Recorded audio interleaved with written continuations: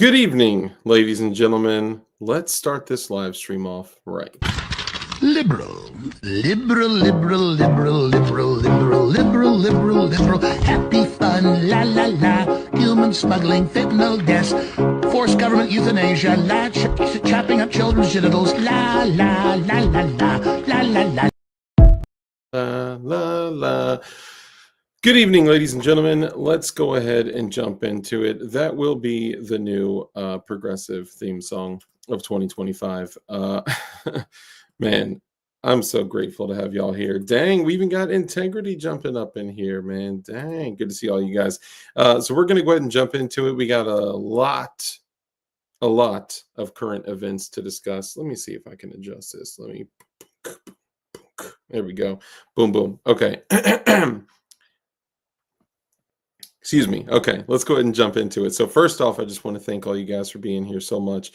A lot of current events going on that we're going to discuss, and we're going to do it with a special guest and possibly the old unofficial co-host of the show may be able to jump on. We'll see.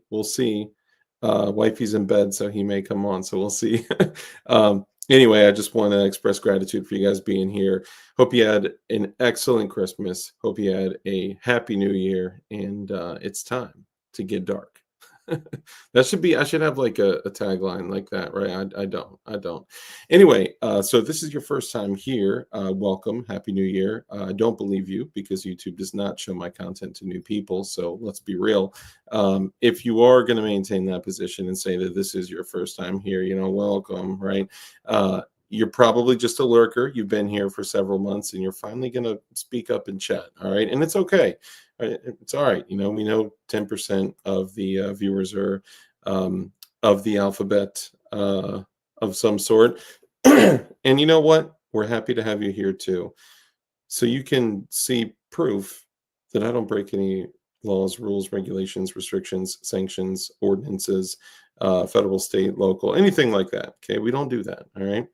If you think I'm dumb enough to put myself out here like this and then do like, come on, bro, come on, step it up, step it up. I don't know. I just envision like a team of mofos watching me. I don't know. I don't know. Maybe it's my ego. Anyway, let's go ahead and jump into it. If you are new here, right? New here, then I'd recommend that you stick around, come hang out, enjoy the show. It's going to be a great one. It's going to be a fun one. We have a very special guest. If you read the title, and then also if you're watching this, and this is your first time, then you're probably going to want to stick around, get to chat with all the great folks over here, or if you're watching on mobile, all the folks down here. And I'd encourage you to stick around, because guess what? After a while, once you receive the value that is DLD After Dark, you're likely going to subscribe, especially because I'm on my road to 5,000 subscribers and I'm at like 4,964. Like, come on. I know y'all got a bunch of sock accounts that you can just go subscribe to. Like, come on, show me some love. I'm trying to get to 5,000. Stifler Manufacturing said they'd throw in a Glock slide on the giveaway too. I got so much stuff I just want to give away to you guys, man. Come on, come on. Anyway, if you're watching this the next day or the next day or the next day, then do me a favor, comment that Replay Mafia, the recapitulation syndication, the refried beans, the reheating the leftovers, all the creative stuff that you guys comment. It helps a lot because it helps defeat the algorithmic discipline that YouTube likes to play on me. So let's get it in. So we're going to go ahead and greet all the channel members, because I'll be real, this channel is supported like 98% by the channel members, and I appreciate y'all so much. And that's why y'all get the shout out in the beginning of every stream, and that's why y'all get priority in chat. All right, so let's go ahead and do it. We got First in Chat. First in Chat was also a channel member, so I appreciate that. We got ADXR920, brother, great to see you, also a channel member. We'll do a would you prefer a crisp high five or a fist bump, or you want? Okay, you got it. Appreciate you, brother. And also ADXR920 is a channel member, long time channel member, so I appreciate you, brother. We got Kurt 24, the producer of the show, brother, great to see you. Appreciate you so much, man. Not only is he a channel member, but he's also a moderator. And Kurt, I'm super grateful for all the love, the birthday love, the Christmas love. Drewski, you too, my guy, appreciate you. All y'all that were showing love, man, I appreciate y'all so much, man, for real. We got more Beta Prince, also a channel member. Great to see you, brother. I'm still using that knife on nearly the daily. Appreciate you. We got Flying Rich Firearms back here. Great to see you, Flying Rich. Also a moderator. And his other account is a channel member. We got Zanti Misfit in the building, brother. Great to see you. Also a channel member. Let's see, Kurt, Zanti, ADXR920, Zanti Mo Beta. There he is, lifetime channel member. Drewski, what Dewski, great to see you, my guy. Love you, bud. Happy New Year to all y'all. We got Gort. Great to see you, brother Gort. Appreciate you coming in and hanging out. Also a channel member. We got Eric Stockbridge, brother. Great to see you. Also a channel member. You know I love these channel members. Can't get enough. Can't get enough of your channel member, baby. Let's see, ADX920, Flying Rich Firearms. There he is, blue, my favorite color, curtain burner. No link in IG. Bro, I sent it to you, my G. Come on, dog. Come on, dog. I sent it to you, dog. All right, hold up. Oh, that's weird. It didn't send. Maybe it was the they didn't have an ATF agent on watch when I sent it to you, so they probably didn't go through. Mud and Munitions, who not only has an excellent channel that you should go subscribe to. My man's got balls of steel out there in the middle of the mean streets of Manhattan, talking about, yo, fool, what do you think about the Second Amendment? Yo, I love it. I love it. Mud and Munitions, also a channel member, very special channel member. We got to show some love for the folks that are out there supporting, fighting behind enemy lines, man. It's no joke. It would be so much easier to move, trust. So you got to love the people who are out here fighting the good fight, man. Love it. Gort, Flying Rich Firearms, Kurt 24. Let's see who else we got. Kurt 24, Kurt 24. Let's see, Drewski. Hey, Douglas Boing. Great to see you, my guy. Also a channel member. Appreciate you. Douglas Boing, Kurtzky, A-Day, great to see you, brother. Also a channel member. We already got almost 60 people up in here, and we're just getting started. Love y'all. Have y'all noticed that? We've been carrying like 80 to 90 people in here at a time during live streams. This has been great. I love y'all. Appreciate y'all so much, man. Couldn't do it. I mean, I literally couldn't do it without y'all because then I would just be here alone. Anyway, Drewski, Eagle Run 23, brother, great to see you. If you have not checked out Eagle Run's channel, bro, there are people that build guns, and then there's Eagle Run. All right, check out Eagle Run 23. His YouTube channel is on point. He doesn't play. He puts a lot of time and energy and money into his builds, and he knows what's up. He knows what's up. Kurt 24, Drewski, Jason Ewing, great to see you, brother. Also a channel member. Appreciate you, my guy. Live Life, brother, great to see you. Also a channel member. Appreciate you, brother. Kurt 24, Anti-Misfit, Kurt 24, the producer of the show. Don't let anybody know. Aggie, brother, great to see you. Appreciate you coming in and hanging out. Also a channel member. Drewski, lifetime channel member. Heidi Ho. Steve Whoop, also a channel member. Great to see all you guys. Man, this is crazy. So many channel members. Kurt 24, Zanti Bro. Let's see. Gort, Zanti, Aggie, Steve Whoop. Let's see. Zanti, Gort, Steve Whoop, Jason Ewing. It sounds like that sound effect when someone's like, zipping by you real fast, like, yoing, you know what I'm saying? Jason Gort, Zanti, Jason Ewing, Steve Whoop, Jason Ewing, Eagle Run 23, Murph Dog, brother, great to see you, Murph Dog. Happy New Year to all you guys. Yo, and Jackson, if you're out there, bro, I didn't get a text from you, my guy. Hit me up. Let's chat, brother. Jason Ewing, Aggie. Let's see who else is in here. Zanti Misfit, Flying Rich Firearms, Kurt 24. I'm just making sure I don't miss anyone. I know I'm doing dupes, okay? I know I'm hitting the same people over and over. I said, what's up? Eric Stockbridge, brother, great to see you. Appreciate all y'all, man. Marconi. Yo, Marconi Armory did a giveaway of a knife that he bought himself from Definition Knives. Like, I mean, you guys do so much, man. I appreciate y'all so much, man. Just to support the brand, the products, he gave away a Definition Knives bird shot, baby. Appreciate you. And this is an excellent knife made to pay homage to the tactical turkeys, the practical jerkies. Love y'all. Flying Rich Firearms, Mike McClune, the Goon, brother, great to see you. Also a channel member. Appreciate you, man.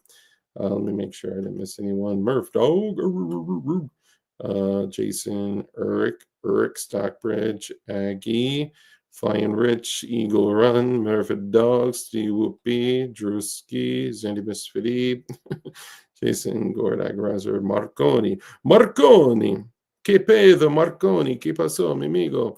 Mark Tucker, great to see you, my guy. Appreciate you, man. Also a channel member.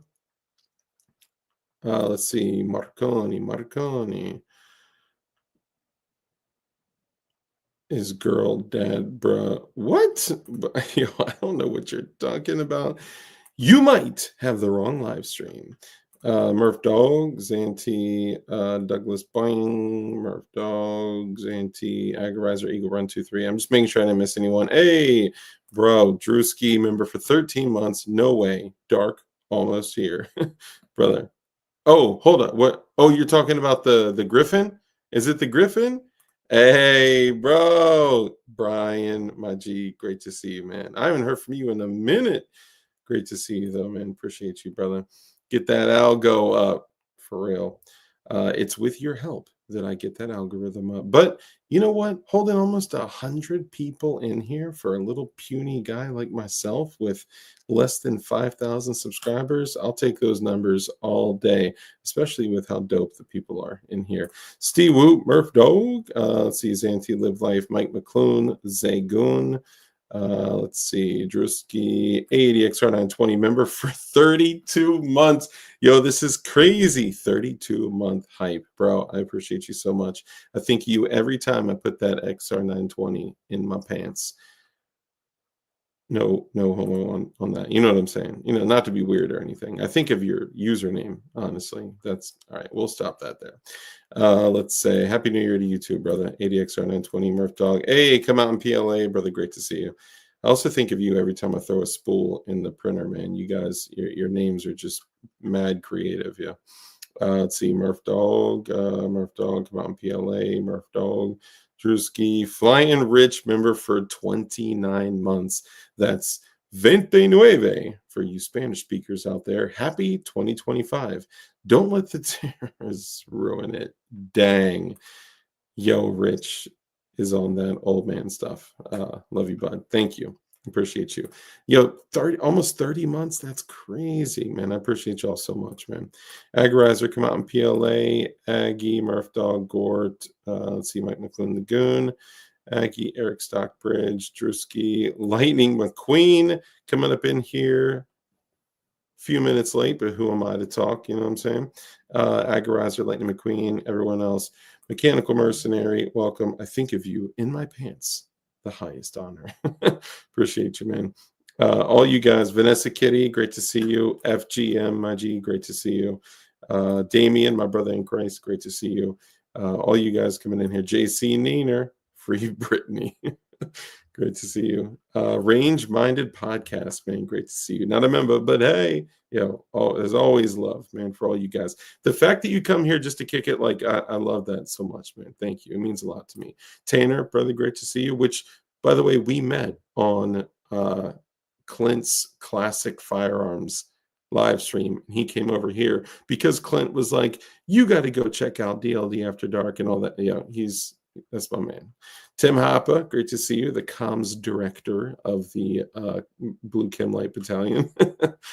Just kidding, but that would be dope. The position is open. It doesn't pay much at all, actually. It doesn't pay at all. Testing, 1, 2, 3, brother, great to see you. All right, everyone else, fire off in chat if I missed you. I appreciate all you guys. Hey, David Banna, great to see you. Anyone else that I missed, sound off in chat. G23Z, great to see you. I gotta take a note or something. I gotta get that thing out to you. AR Patriot, what up? Run Gun, great to see you. Another channel member. All you guys, I gotta get that $15 sent back to you, man. I just totally forgot. Especially when I was like, remind me, and then even though you reminded me, I forgot. I'd be forgetting.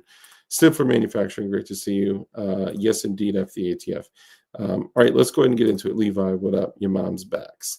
Okay, so first off, there's been so much going on in the world over the last couple of days, and I think this is going to be giving us a glimpse into what we have to look forward to in 2025, and that and Samo-ish as well. So get ready, because we have a couple gentlemen that are going to be going through the current events with us, and we're also going to be having some conversations about them. Another gentleman that you're going to love him. If you don't know, if you've not been put on to him yet, you're going to tonight. I would like to take a moment to introduce our first guest of the evening, also the last guest of the evening, because if Rich comes on, he's just the unofficial co-host.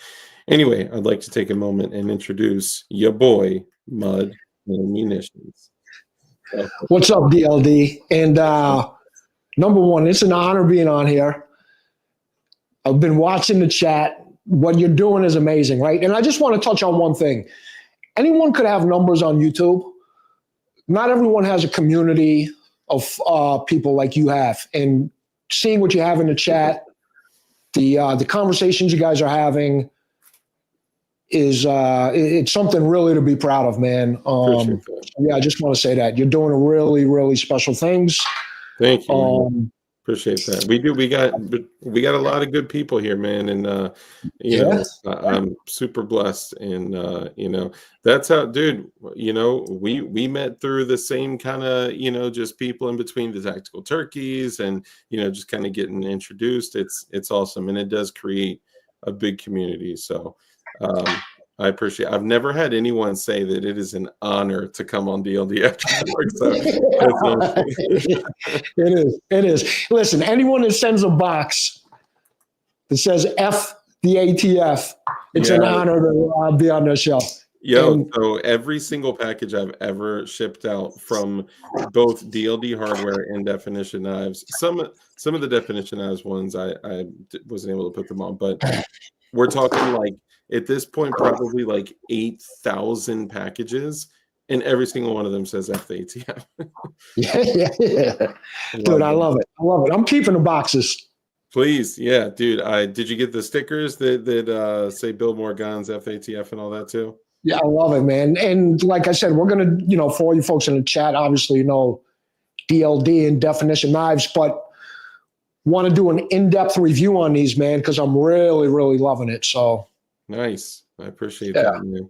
Well, since this is your first time here, if you will, take a moment, introduce yourself, let everyone know who you are, what you do, where they can find you, and all that good stuff. Yeah, absolutely. So everyone in the chat, I don't have the chat up, but hello to everybody. Like DLD said, a lot of you. I actually know through the Tactical Turkeys how I met DLD. A little backdrop on myself. You can find me at Muddy Munitions on YouTube, but really kind of new to this whole Second Amendment thing on YouTube, right? I think like all of us, especially in New York, I've always been a gun guy, grew up with guns, whole different story. But, my father was in the jewelry industry, grew up with pistols my whole life, but wasn't able to carry until Bruin, right?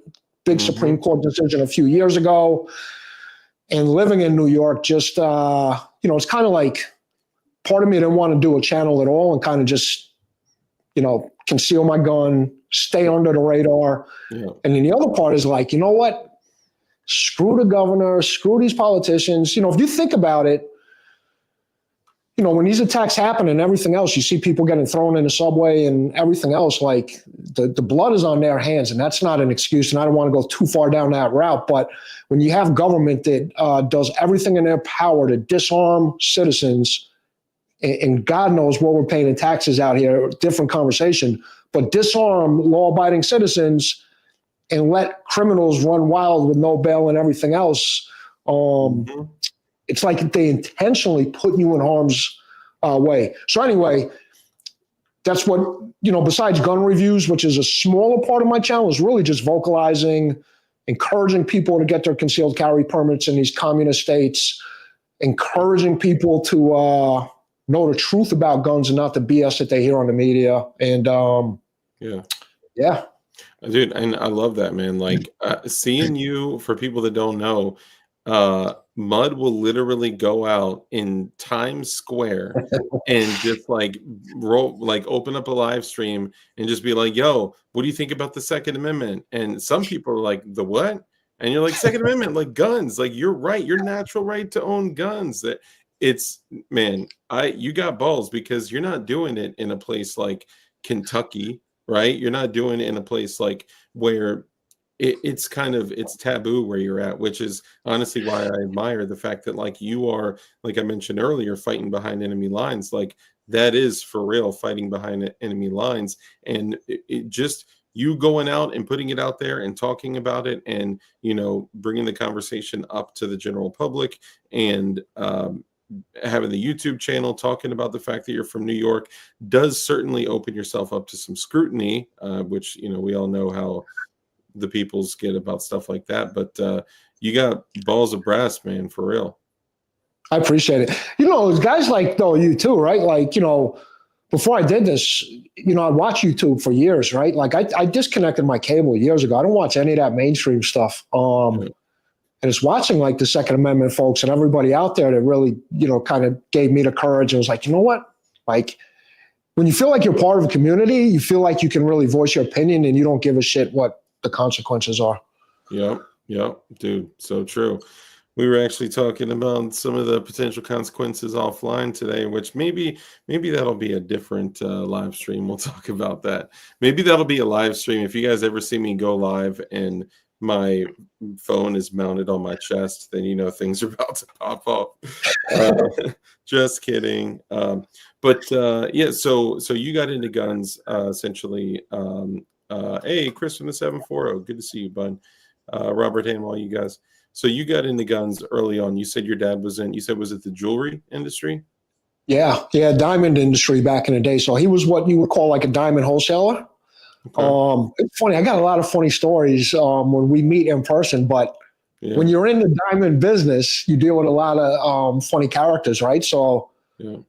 I don't even care. I mean, I could say certain things, but yeah, I mean, we had some serious people. Some merchandise disappeared and guns were always around. But my dad had a 1911, a 45 was his favorite. Always had the 45 on the Shoulder holster. shoulder holster back in the day. Nice.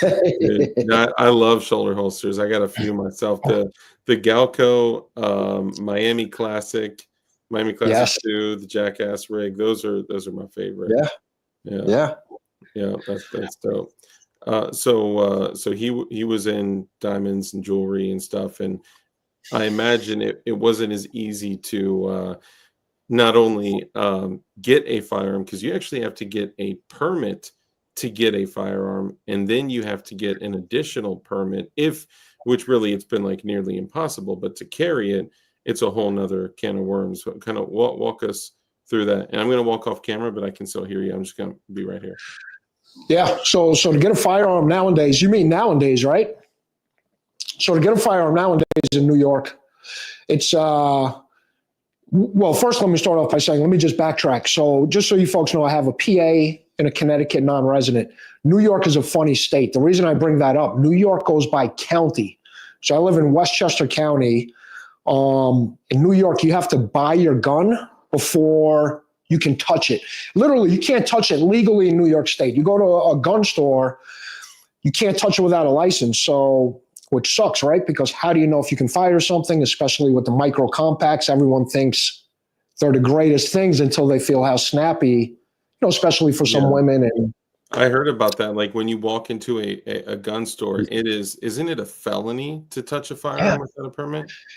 Yeah. So the place I took my class, they were like, what we recommend you do is drive to New Jersey and go to the range and rent the gun you think you want to buy and then buy it. And it's like, so hold on, I got to drive to friggin' Jersey to shoot. Like, and for you guys that don't know, for me to drive to Jersey, you got, that's a $40 drive, man, between tolls and gas, and everything else. That's crazy. And it's also crazy to hear that New Jersey has better gun laws than New York. I thought both of them were just as tyrannical. Yeah, it's crazy. So basically, yeah, you pick out the gun, you pay the money, and then you sign up for classes, right? So you got to take 18 hours worth of classes. 16 hours is for your license, and then you have 2-hour live fire drill. Now, the live fire drill for 2 hours, you're only firing 5 rounds, and the rest is just talk. So that's pretty crazy. But, the other thing, too, you think about a city like... That's it? You fire 5 rounds the entire live fire? In a 2-hour live fire, you fire 5 rounds. What?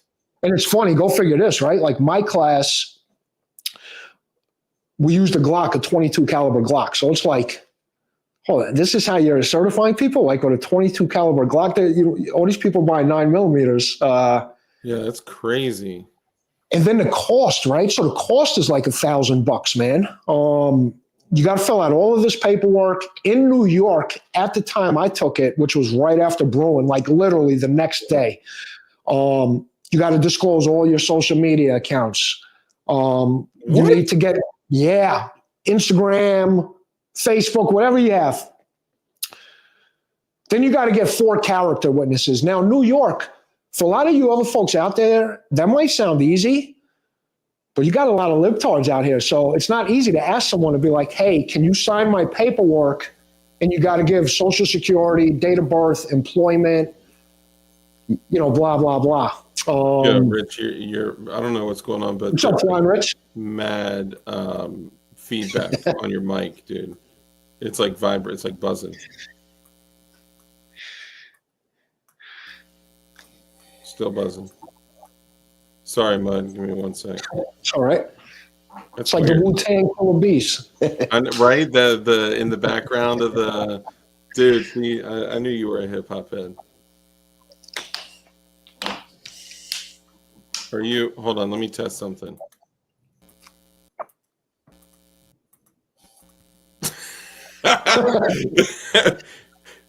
We've isolated the noise. The, Rich is the man. I love Rich. something's going on. I'm going to mute you just for the moment, Rich, if I may. He's the best. But yeah, your audio is not coming through at all, but it's buzzing. Oh, hey, what about now? Way better. Yeah, when you plugged it in, it worked perfectly. Oh, you mean when I powered on the mic? Yeah. My apologies, Mud. Go ahead. Man. Bring it back. So it's like $1,000 just for the permit. Sorry, yeah. Okay. Dude, it's crazy because you got to pay. The class itself is like $4 and change. Now mine was a little extra because I paid. So it's funny, real quick, Timbo, but I'm always yelling. I live in an apartment building in New York. I got NYPD right below my apartment. NYPD like 3 doors down the hall on my floor, and then we got like 2 feds in the building. I got like 300 people in my building, but we got a lot of law enforcement from NYPD. And you're probably paying like $5,000 a month to be there or something like that. You know what? Actually, cheap in Yonkers. That's why I haven't left Yonkers yet. Really? Yeah, I'm really pretty. What you would consider cheap for New York, but yeah, yeah. That's what's up. More money for work in New York City now. She's home for the holidays, but she's going back. That's crazy. No, it's crazy. And for everyone that's just coming in here, hang tight. We got about 85 people in here. That's awesome. Love y'all. We're going to be going over some interesting. Dude, I got a lot to say about this stuff. Yeah. So we are going to be talking about that, but we want to make sure we highlight Mud. And if you don't know, check out Mud and Munitions. That's his channel. And I appreciate it. How many hours of training do you have to go through? So it's really not even trying. I mean, you got to take 16 hours in classes and books, whatever it is, classroom, and then 2-hour live fire training where you only fire 5 rounds.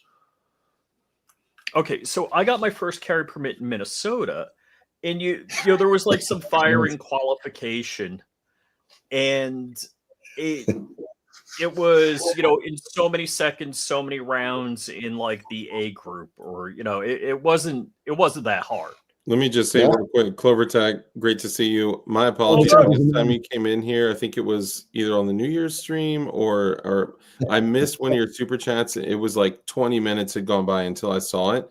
I think it was someone else that showed. I don't know what happened, but either it was a glitch or just me being a total tard. So thank you for that last super chat that I did not acknowledge last time, brother. Appreciate you, man. Sorry. So I want to tell you one more thing. So my flight instructor owns an auto parts store in Bay Shore, Long Island. And he has a carry permit and has had a carry permit for I don't know how many years, but forever. The way he gets the carry permit is he has to actually every year when he renews it, show that he has to carry a certain amount of money, cash, to do cash deposits at the bank. Not anymore, according to Bruin. But now, with the Concealed Carry Improvement Act, which improved concealed carry, of course, he can't take his gun to the bank. Oh, yeah. Well, I don't want to digress too much, but everywhere in New York, our governor's in direct defiance of the Supreme Court. She made everything a sensitive location. She's out of her mind. And there's a lot of effery going on with that and how they. I know we did a whole live stream on it on John Crump's channel, and we streamed it to all 3 of our channels. But that's a whole nother thing in itself. That is an absolute disaster. The whole Concealed Carry Improvement Act, that is total garbage, and that's one of those situations where I would just let me be clear. I would openly defy it if I were in New York. And who knows, I may defy certain things in Virginia too. Yep. Yeah, sorry. But I would never encourage people to do anything wrong or against the rules. So after shooting 5 rounds and spending $1,000, was that $1,000 just on the course? Yeah, that's not the gun. I mean, that's just basically the course and the license. Dude, you got to, and then, there's more paperwork. So you have the 4 character references, all this paperwork, criminal dispositions, you name it, right? Social media. dude. And then you got to wait. You got to schedule an appointment with the detective to do your interview, process your fingerprints. Then you got to wait to get another appointment with the judge. And then you got to wait to go get your pistol. And then you go get your pistol, and chances are you're delayed a few days with the background check. I mean, dude, I was waiting at certain points, even after my license, for additional pistols, 6 to 8 weeks to get my pistol, which is insane. So, all right, I just filed my Form 4 for my first can. And, people that have had previous Form 4s, they'll get their Form 4 passed in 72 hours or less. Now, it's been a couple of weeks, whatever. Mine took 5 months, by the way. I'm just saying that. But you think if you have a gun in New York and you want to buy a handgun, pistol, and you want to buy a second pistol, they'd be like, oh, he's already got one. Check. Nope. I think you don't have one. I mean, when you talk about tyrannical bullcrap. Yeah, Kurt. So the total process, it has gotten better. My last 2 pistols I picked up, I hate to say I only waited 2 weeks, because as a New Yorker, they program you to think like that. And I don't even like saying that, so I'm not going to say it. But there's a phrase. Long story short, it could be as close as 6 months now, which is pretty long, but it used to be 13 months. Now, there's tricks, though. If you guys want to message me, so when you get your initial appointment, they're going to say September of 2025. You call the licensing unit every few weeks and say, hey, did someone cancel? Be real nice. And they'll bring you in like 5-6 months early. So there's little, tricks to the trade. Dude, that's I've heard of people that before Bruin filed their permit. All right. So here, there's no right to ride in the front of the bus. Yeah. You don't have a right to ride in the front of the bus, but somehow anybody can ride wherever they want in the bus. You have a Second frickin' Amendment right. Where's my pocket damn Constitution? I probably wouldn't make that particular reference. I understand what you're saying, but, right? Well, then they do they come to your house after you get a certain amount of pistols. So it used to be 5, and then they do a home inspection to make sure you have a safe. The detective comes to your house. Yeah. What? Now they changed that, because I'm on number 7, I think, and they haven't come yet, but they come. And keep in mind, I also, last but not least. If you rode at the front of the bus more than 5 times, they're going to inspect your ass. Now keep in mind, too. I got a New York license, but for Westchester and the rest of the state. I can't carry New York City in the 5 boroughs. I need a separate license to carry New York City. Stop. Yeah, they have a whole different. They have a whole different. In Florida, we have preemption. So state law is it. There's no county, city, nothing. It's state law, period. Yeah, okay. Yeah. New York, all right, so there was a trick in Suffolk County where I grew up. There was a range at the east end of Suffolk and a range at the west end of Suffolk, and you could have the gun in your car if you're going to one of the ranges, and the ranges were both open 24 hours. Yeah. Dude, first off, your rights shouldn't be a fucking parlor trick. That? Yeah. This is there's a phrase, it's a saying, which is a right delayed is a right denied, right? Even a 2-day like Florida, I didn't even know this. Florida could you imagine if they said, oh, you can ride the front of the bus, you got to fill out a form, you got to do an interview? No. So I think, you may need to explain that a little bit more thoroughly, because it sounds like you're being like, you don't have the right to do. I think what he's saying is that during the civil rights movement that. No, there's nothing in the Constitution that says where your butt sits in a bus. So if you're going to say, hey, well, in the Constitution, there's a Second Amendment. I have the right to keep and bear arms because of the Second Amendment. But and I'm saying everybody's equal. I say everybody can sit wherever they want in the bus. I'm using that as an example that it's not enumerated in the U.S. Constitution as to where your butt can sit in the bus.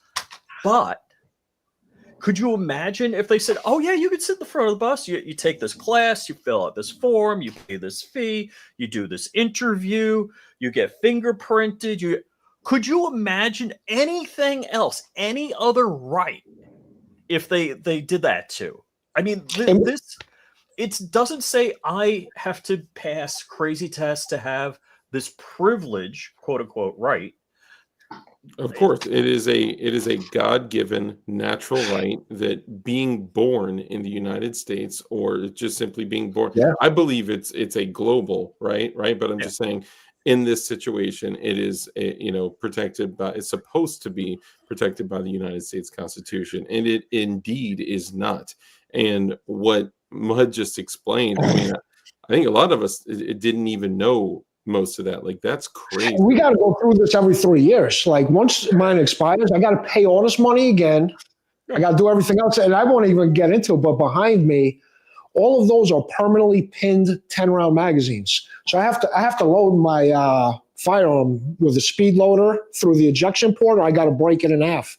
Is it the magazine that pins in there that you can open on the side and load in that way, or are you not allowed? You know what? I had that and I had problems with it, and I respect the company for doing, at least trying to help us, right? Yeah. I never had a problem with that rifle back in the day until I had to put one of those mags in it, because back in the day, even though we had 10-round mags, they didn't have to be pinned. It's just it's really crazy, the laws out here. Are the magazines themselves outlawed as well if they're not pinned? Correct. So just having you can't even be in possession. You can be in possession of a 10-round mag, but not anything else. So if you were to have this Christmas magazine in New York, what this Christmas decoration that I just mentioned in New York, what would have happened? Oh, you'd be treated worse than a terrorist, man. It would be like you lit somebody on. Oh no, wait, they didn't do anything about that. Yeah. Woof. It's insane. Dang. Mark 63 says New York is like Demolition Man. So put the guns behind glass in a museum. So they'll put wow, that's crazy. Exactly. Dude. More Beta Prince says I didn't realize that New York is that locked down, almost like North Korea. Wow. And I hate to say it too, but for it just shows you how full of crap the politicians are. They talk about all of the safety. They banned out online ammo sales too, right? So when you go to your local gun store to buy ammo, these guys never have it. You're lucky if you get, except I drive an hour upstate because I love the guy up there and it's worth the drive. Any of these local places, they sell you one box of ammo at a time. So it's like, you pass this law, all these people are getting their concealed carry permits, and no one's fucking training because no one could get ammo.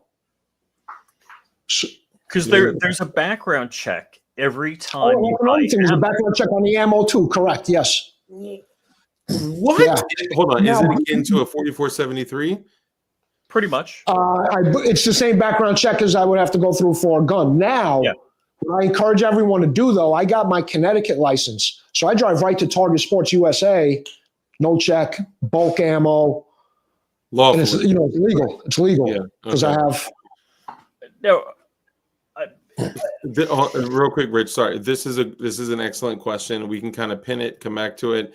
Why do you live there? I think that's important. And you know what, Rich? I know you're about to speak. If you want to say something, and then because I think it's important for people to know. It's a great question. Great question. He wants to make it better. Long Island. I grew up on Long Island. It's beautiful. There are beautiful beaches, parks. I mean, there's so many great things. North Korea is gorgeous. I love flying there. Flying out to Block Island and Tucket and Martha's Vineyard, doing all. Upstate New York is gorgeous. I used to work in Albany, and I'd fly to Albany, and it's like I'm like, oh, there's a lake on that mountain. I want to go camp there. It's like beautiful. There's but it's crazy. Dude, I'll be real. I never really thought about this because I don't limit where I send tools to. People buy tools off of DLD hardware all the time, and I don't restrict. And jigs for P80s and stuff like that. And for a while, I was selling AR stuff on there. Just it kind of dried up. became too expensive. But like, dude, a lot of things are going to places like we're discussing, like Cali, like New York, like you know, and I mean, dude, if I were out there, I'd be having a difficult time. They may be having a difficult time. I'm just saying. So Red Dawn said, but for real, how far does it go before people? And then he said, move. I thought this was going a different direction. How far does it go before people pick up their checkbook Move? and Does move? move just not mean geographically? Does that mean something else? So let's talk about it. Hey, AZ, brother, good to see you. Happy New Year. Yeah, that could be a bunch of things, but let's bring it back to what Tanner said. Why do you live there, Mud? Yeah, so Tanner, great question, right? And it's funny. So there's two parts of this, right? It's one of those double-edged swords again. First and foremost, for the most part, it was, my sister, my nephew, now he's 14, but, he's at the age. It's getting a lot easier for me to pick up and move. Mm-hmm. The other part was financially, right? I was planning on moving this year. Unfortunately, something came up. I got to get dental work next year, which we all know how much that costs in this country, which is a whole nother conversation. But then the other part to that is like what Rich said. If you look at New York as a state, it's a red state. Mm-hmm. We just have this friggin' tiny pocket. Yeah.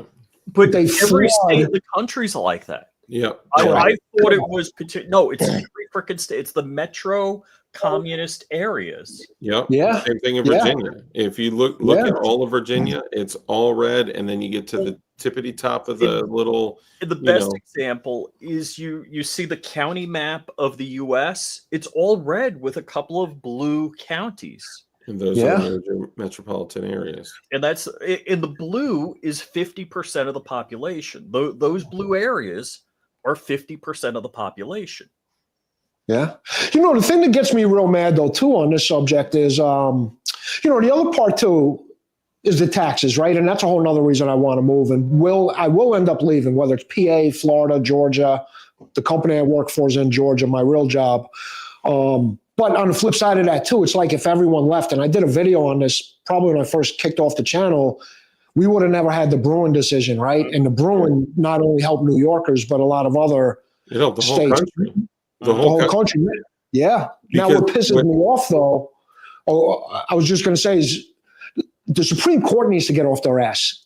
Yeah. Because New York would be a lot better if we didn't have the mag ban, the assault weapon ban, everything else. Now, I'd still leave for taxes eventually anyway. But that was it. Sorry to interrupt. Yeah. No. You're not. This is your show. I'm like, when you're a New Yorker, I know a little bit about New York, in fact, you said you have business down here in my hood, so I hope you stop by when you're down here. Yeah, definitely, man. So one of the things, like, I live in the most expensive county in Florida, and it's still cheaper than New York. It's still, it's freaking crazy. All right, so the problem with the courts, like Bruin, as I read it, is just a complete bitch slap. In if the Supreme Court had its own militia, guards, whatever, SWAT team, whatever you want to call it, everybody in New York, Kathy Hochul, should be strung up and hung from the gallows. Yes. But it lays it out. Allegedly. It absolutely lays it the F out. And, Thomas, he heard through the grapevine, I guess, that they're going to declare everything a gun-free zone. He said, don't even think about that. That's in there. Yeah. There's like 153 pages in Bruin, and Thomas went through it point by point by point. Don't even think about this. And they did. They did. They totally, gave the middle finger to Thomas to the Supreme Court. Yeah. But the problem with the court system is it moves at in fact, global warming happens faster than the court system moves. Real quick, Wyoming Adventures, welcome. Thank you for joining. Wyoming Adventures is a mod from Dark Water. I forgot the whole channel name. Feel free to type in the whole channel name. Dark Water. It's a knife channel. The guy's super cool. Nice. I just happened to just come across his channel going through live streams, and he had just hit 4,000 subs, so I came in there to congratulate him. And guess what? Guess what he closed his live stream with? A definition knife? A prayer. Really? Oh, cool.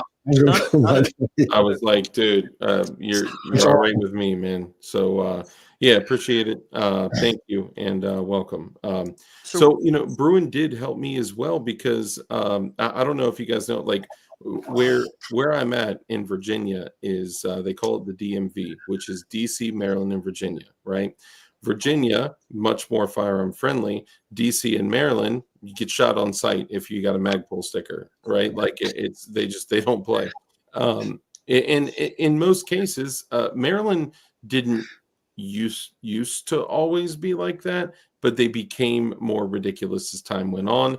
DC at one point, DC prior to Heller, DC handguns were completely illegal, and they had a law on the books that said if you had a magazine in your handgun that brought the capacity to beyond 20, they considered it a machine gun, which is hilarious because it has nothing to do with the characteristics of the firearms at all. So anyway, bad DC has been horrible for firearms, right?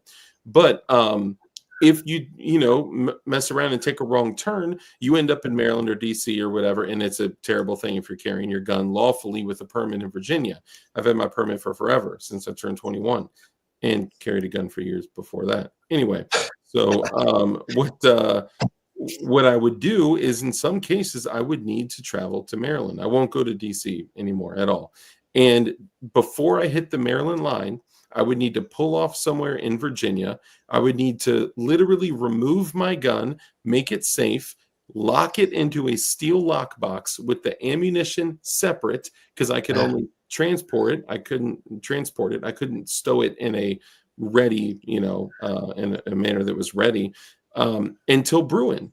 And there's laws like that in New York. Like your ammunition has to be in your glove compartment and the gun in your trunk. Yeah.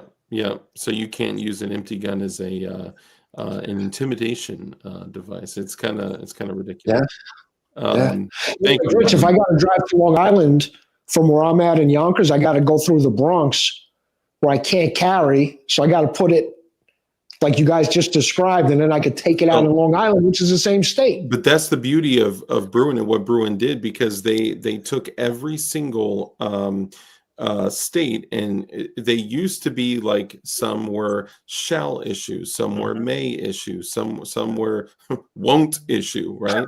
And they like New York, I heard of people sitting for years waiting for their permit, years. And they made every single state shall issue, even in a lot of cases for non-residents. So I went and I got my Maryland permit to carry concealed handgun. So now finally I feel like I'm like doing something wrong. Like the first few times I did it, I was driving into Maryland with my gun, and because I carry all day, literally 23 and a half hours a day, gun in my waistband, even at home, even right now, I'm strapped. And of course, I may have a couple other things on me. Shout out to our company, Definition Knives. I'm just saying, which Wyoming, I got to get with you on that. You know what, Wyoming? Let Dark Water know that we will send him one of our knives. We have a knife company, and I think that he would like some of the products. Dude, these are great knives, by the way, man. I really like these. Yeah. Do you like that? Yeah. I wanted to throw a little something extra in there for you. You like the two that you got? I do, and you know what? I'm saving the other one. Even though I opened the box, I'm going to save the other one until we do the review. We'll do an unboxing, an official unboxing. Oh, have you not opened it yet?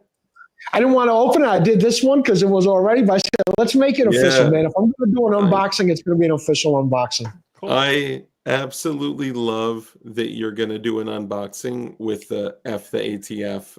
Dude, it's the best.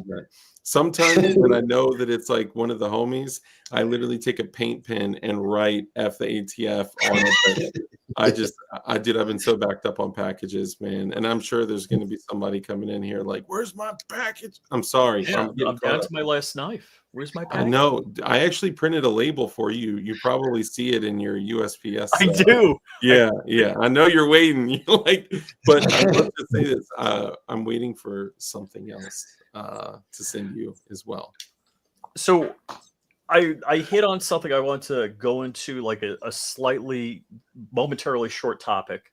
And we also do have to hit the current events that are going on too. Yeah. Woo! So yeah. So but I don't know if you know, Dark Crump and I are suing the ATF for in the business of through GOA, and I through GOA am suing the Port St. Lucie Sheriff and the state of Florida for open carry. Now, so we don't have open carry in Florida. We did get permitless concealed carry, which is kind of BS, but whatever. And John Crumpy just you speak his name, huh? So guess when, so my case is going to go to oral arguments. Guess when the oral arguments are scheduled for? Can't even imagine. During 2027? During SHOT Show. 2027. No, you're way off on that. I'll June. First week of October. Okay, now you can just tell us because now it's getting weird. November 2025. That's crazy. I like this was like August. I think we filed in August. Yeah, that's unbelievable. Unreal. And so here, this is, and I'm not throwing shade at the judge or anything like that. He seems pretty fair, you know. Say Crump 3 times and I appear. That's awesome. Yeah, you know, the judge I think has been fair about everything so far. So I can't, you know, fault the judge. I can't say, oh, this guy, blah blah blah. But it's a shame, you know, going back to a right delayed is a right denied. This is bullcrap. You know what though? I think there's another element to this as far as like why people choose to stay in states that are less gun friendly. Almost every single person I talk to, they want to have a positive impact in that area. They want to be able to change things, or at least, at the very least, like you're doing, you know, having a channel, you know, sharing the fact that you're in a less than friendly locale, and then giving people the information on what they need to be able to, as crazy as this sounds, exercise their natural rights that are given to them by God, that are supposed to be protected by the Constitution. By the way, the same Constitution these dirtbags put their hand on and swear to God that they defend and uphold. Oh, yeah. As a New Yorker, you guys will love my license plate. It says Pew 556, which was my like F you to the DMV out here. Dude, I almost got the Tea Party tags again, and then just something about me paying $50 to the government to get Tea Party tags. Just I was like, I can't do it. I'd done it several times, but my wife and I matching Lexi have matching plates. We're one digit off with the "Don't Tread on Me," and that was purely her idea. Yeah. Yeah, that's dope. Robert Ham, Rich, Tennessee and Kentucky have permitless carry. We can do both open and concealed carry without a permit. Vermont was the old school permitless carry location. They were actually one of the only. Well, that's New Hampshire. Is the free close. Yeah, it's because they're on the same coast. So I love that about them, but they also started kind of going in a weird direction. Look, the whole world is changing, man. And if we just keep moving, they're going to find a way. I think they realize that they cannot impact the firearm laws on a federal level without a massive fight. I'm talking massive, financially massive on time and energy. We got to keep sending Thomas testosterone, and we're good. Yeah, and infant blood. Oh, I'm sorry. I'm just kidding. But the reality is that, if they come after Virginia, which they did, right? They were effective at one thing, and they also were ineffective at many things. And they took private transactions from us. I used to be able to just be like, you know what? You're my boy. Here you go. Take this Glock 48 out my waistband and just take it, right? You could choose to do a bill of sale if you wanted to. But if I said, you know what? They took private transactions. I'm out of here. Peace out. So like you're at a choosing gun to show, you can't. So if you and Crump each have a table at a gun show, you couldn't sell Crump one of yours, and he couldn't sell you one of his. Sure, yeah, as long as you do a 4473. So you gotta go somewhere at the gun show, find an FFL, pay him money to do a personal transaction 4473, unless you're dealing with an immediate family member. And thank goodness I have a huge family. I'm just saying. But I also collected 100 guns before this rule even came into place anyway. So it was like, whatever. Like, I don't need any more guns, but it doesn't matter. That's me from a selfish, worldly, ridiculous standpoint, right? Of course I want to fight. But if I leave, and I mean fight in the like lawful litigation, like activism, like that kind of thing, or, from the muzzle of my gun. But if I leave, then I'm not staying here, providing additional fighting activism, awareness, whatever. So I do think if we just keep moving and leaving, they will eventually get us, because instead of doing it from a federal standpoint, they're literally going by state to state to state to state, and they eventually will get us if we don't fight. Liberal, liberal, liberal, liberal, liberal, liberal, liberal, liberal, liberal, happy fun, la la la, human smuggling, fentanyl deaths, forced government euthanasia, chopping up children's genitals, la la la la la, la la la.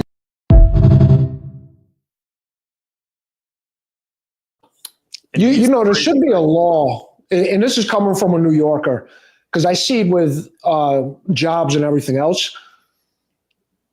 What drives me crazy is how some of the liberals in New York complain about taxes and everything else and are anti-gun, and then go move down to places like Georgia.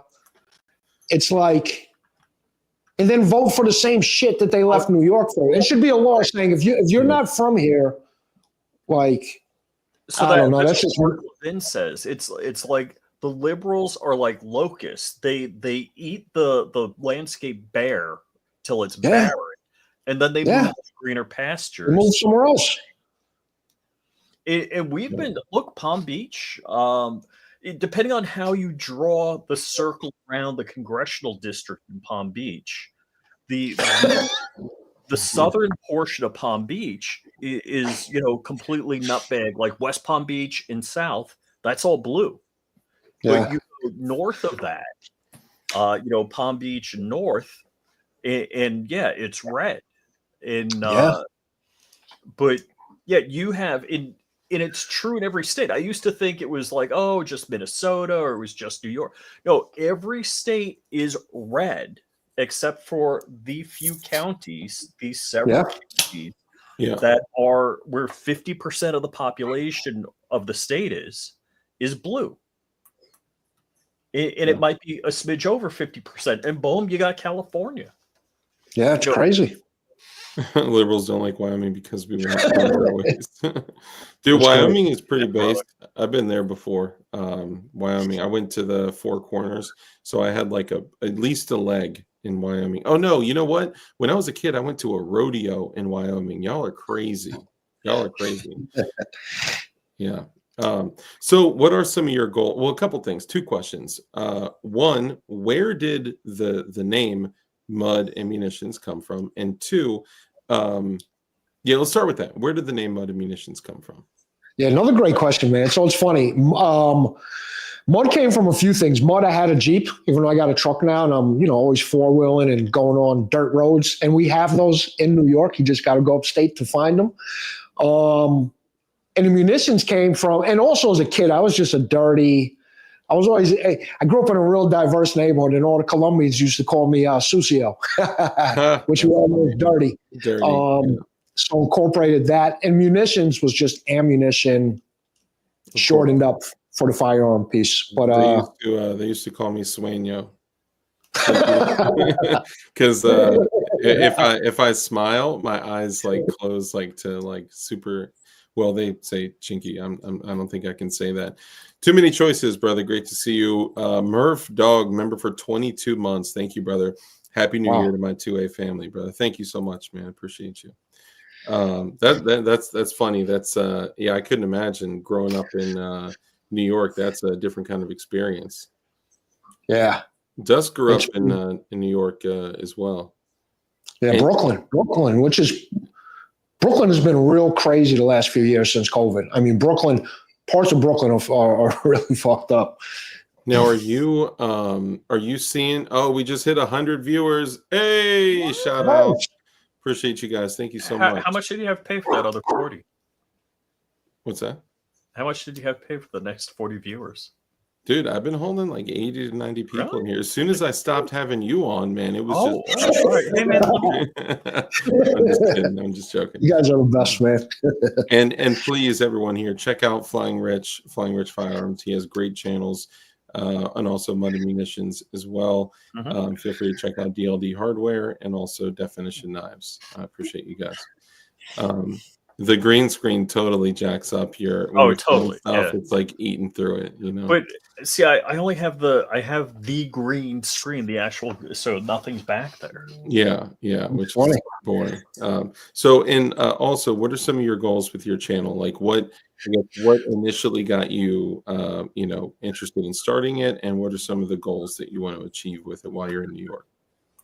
Yeah, so some of the things that initially got me started, like I said, I want to do more than just gun reviews. One of the stories I covered real early on was Remington getting forced out of New York and going down to Georgia. I actually interviewed like the mayor and all these people, but my goals are I want to do more in the street stuff, like you mentioned, right? Just getting out, maybe hit boroughs. Want to talk more about asking people, like letting people hear from the people how hard it is to get a permit, both financially and everything else. Talk about some of the guns that I have. It's harder to get books or apples in New York than a gun, than a Glock. Yeah. What a joke, man. What a joke. Dude, I came out of my building one day and there was a bulletproof vest and a pizza box hidden in the bushes. So yeah, you could find anything anywhere out here. Bryce Cooley, I don't know if you wandered into the wrong live stream. He said online dating sucks here in Michigan. All the women are really fat. Once they hit 25, they blow up like a giant hot-air balloon. Yo, I'm not mad at you, bro. Do your thing, man. Do your Bryce, thing. I know a place worse than that, where I asked the kid, kids working at the supermarket and carrying my bag out. He says, "No, sir." I'm like, "Hey, are the girls in your high school at least hot?" He's like, "No, sir." I thought he was about to cry. I thought the kid was about to cry. No, sir. Black Diamond Guns and Gear, another excellent channel. Medium Josh, and check out Fat Tack as well. My man is doing some awesome things with Fat Tack. True, that's the best comment. Sounds like murder to get a gun and license in New York. Yeah, you know. Yeah. And dude, honestly, man, I for what you're doing, I commend you for what you're doing and sticking it out. And you are making a difference. I believe you are, man, for real. I appreciate it, man. Who were the YouTubers, the gun tubers you started watching? So it's funny, man. I would watch you always got like the some of the big guys, right? Like an Honest Outlaw or whatever. But prior to that, since I couldn't have a handgun, I was really watching more. And we were talking about this before. I think I even got on with DLD. I was watching more of the preppers, right? Like more of NY Prepper, who I actually met earlier this year, but I've been a fan of his for years. He's a good dude. Dude, it's just amazing, the community with guys that are so established that take time genuinely to just like not only see other people do good, but really educate folks. Like, Yonkers, New York, John. So it's funny. Where I'm at in Yonkers, the next block over is the Bronx. Literally, like one street over is the Bronx. Like literally one block. Yeah, not even a block, probably half a block. All right. Hold on. John You Crump, got to thank you, man. explain I appreciate to you. the non-New Yorkers what upstate New York means. Oh, upstate New York, man.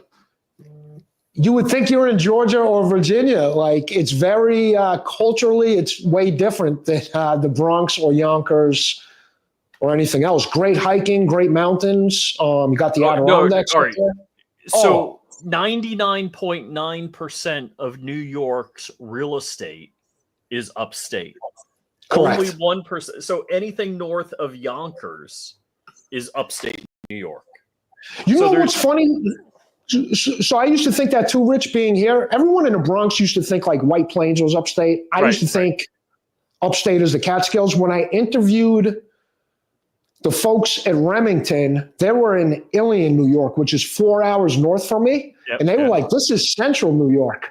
They're thinking like Canada. So, but yeah, upstate New York, I think, is like outside of Westchester County. That's pretty crazy. John Crump, thank you, brother. Appreciate the super duper chat. That's awesome. Thank you. Dude, I remember the first time I think was I 21? Maybe I was like 23, something like that. But the second 1911 I had ever purchased was a Kimber Pro TLE 2.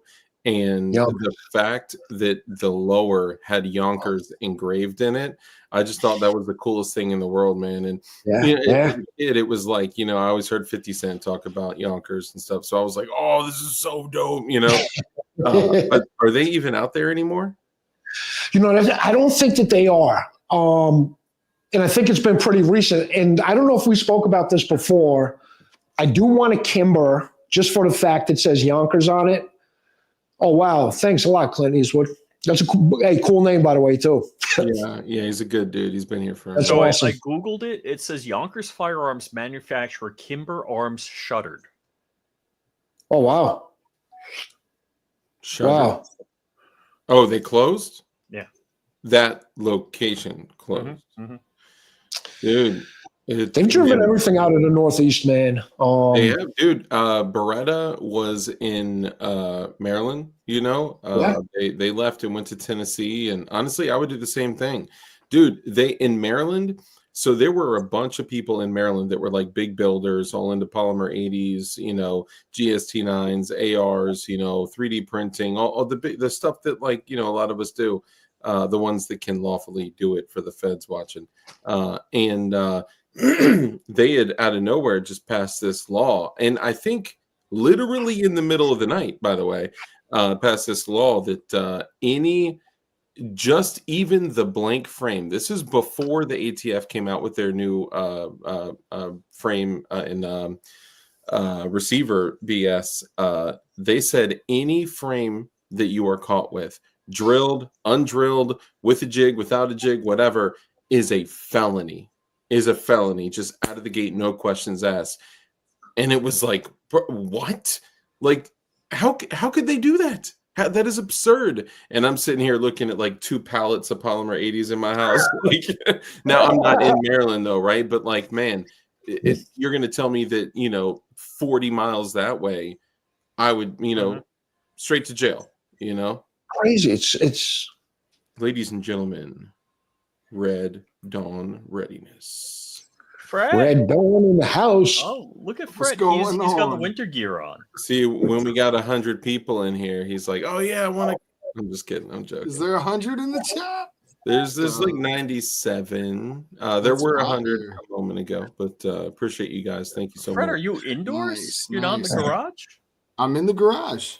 That's the garage, yeah? Yeah, my flags are going. Now you can see my bow case back there. Okay. Got the bow case, the bow target. Nice. That's what's up. So you know what? I just realized I had Mud do an intro. I didn't have the rest of you guys do an intro. So Flying Rich, take a moment, introduce yourself, and then we'll I already said all of the great, wonderful lawsuits I'm involved in. Yeah, we are suing the ATF. I just want to make sure all of you guys know we are actively suing the ATF. And we don't plan on starting any kind of firearm. Yes, I absolutely love my life and everything in it, and I would never hurt myself. So if they come off us, it was them, not us. I'm just saying. Rich, I bet you won't start your oral arguments with F the ATF. I don't know if you heard. Oral arguments are scheduled, but in November. That means they must have something planned to happen in October. I'm like, oh, I hope this happens before SHOT Show. It'll be so cool. Or yes, he does. Dude, Kurt24, you're the man. He just posted. Also, check out our guy, Too Many Choices. He has some fire shorts on YouTube. Nice. And yes, he does. He's popping up in my feed. Yeah, man, that's awesome. That's awesome. Yeah. Shout out Too Many Choices. Subbed on both channels. Hey, you're getting some subscribers tonight, boy. Nice. That's what's up. Sorry. So, what else would you like to say, Flying Rich, about yourself? So I 3D print and design some crazy-ish, which there may be some crazy-ish coming to DLD hardware.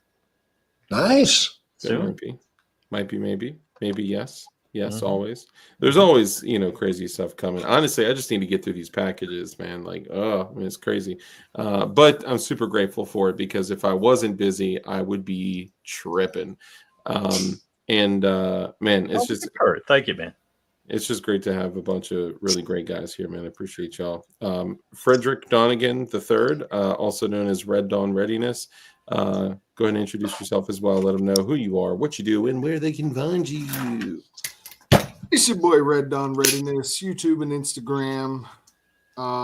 Give me some follows, bro. Let me get 100 people in the chat. Give me some follows, bro. Shout out to John Crump, rocking my journalist right now. Nice. And yeah, man, y'all know me.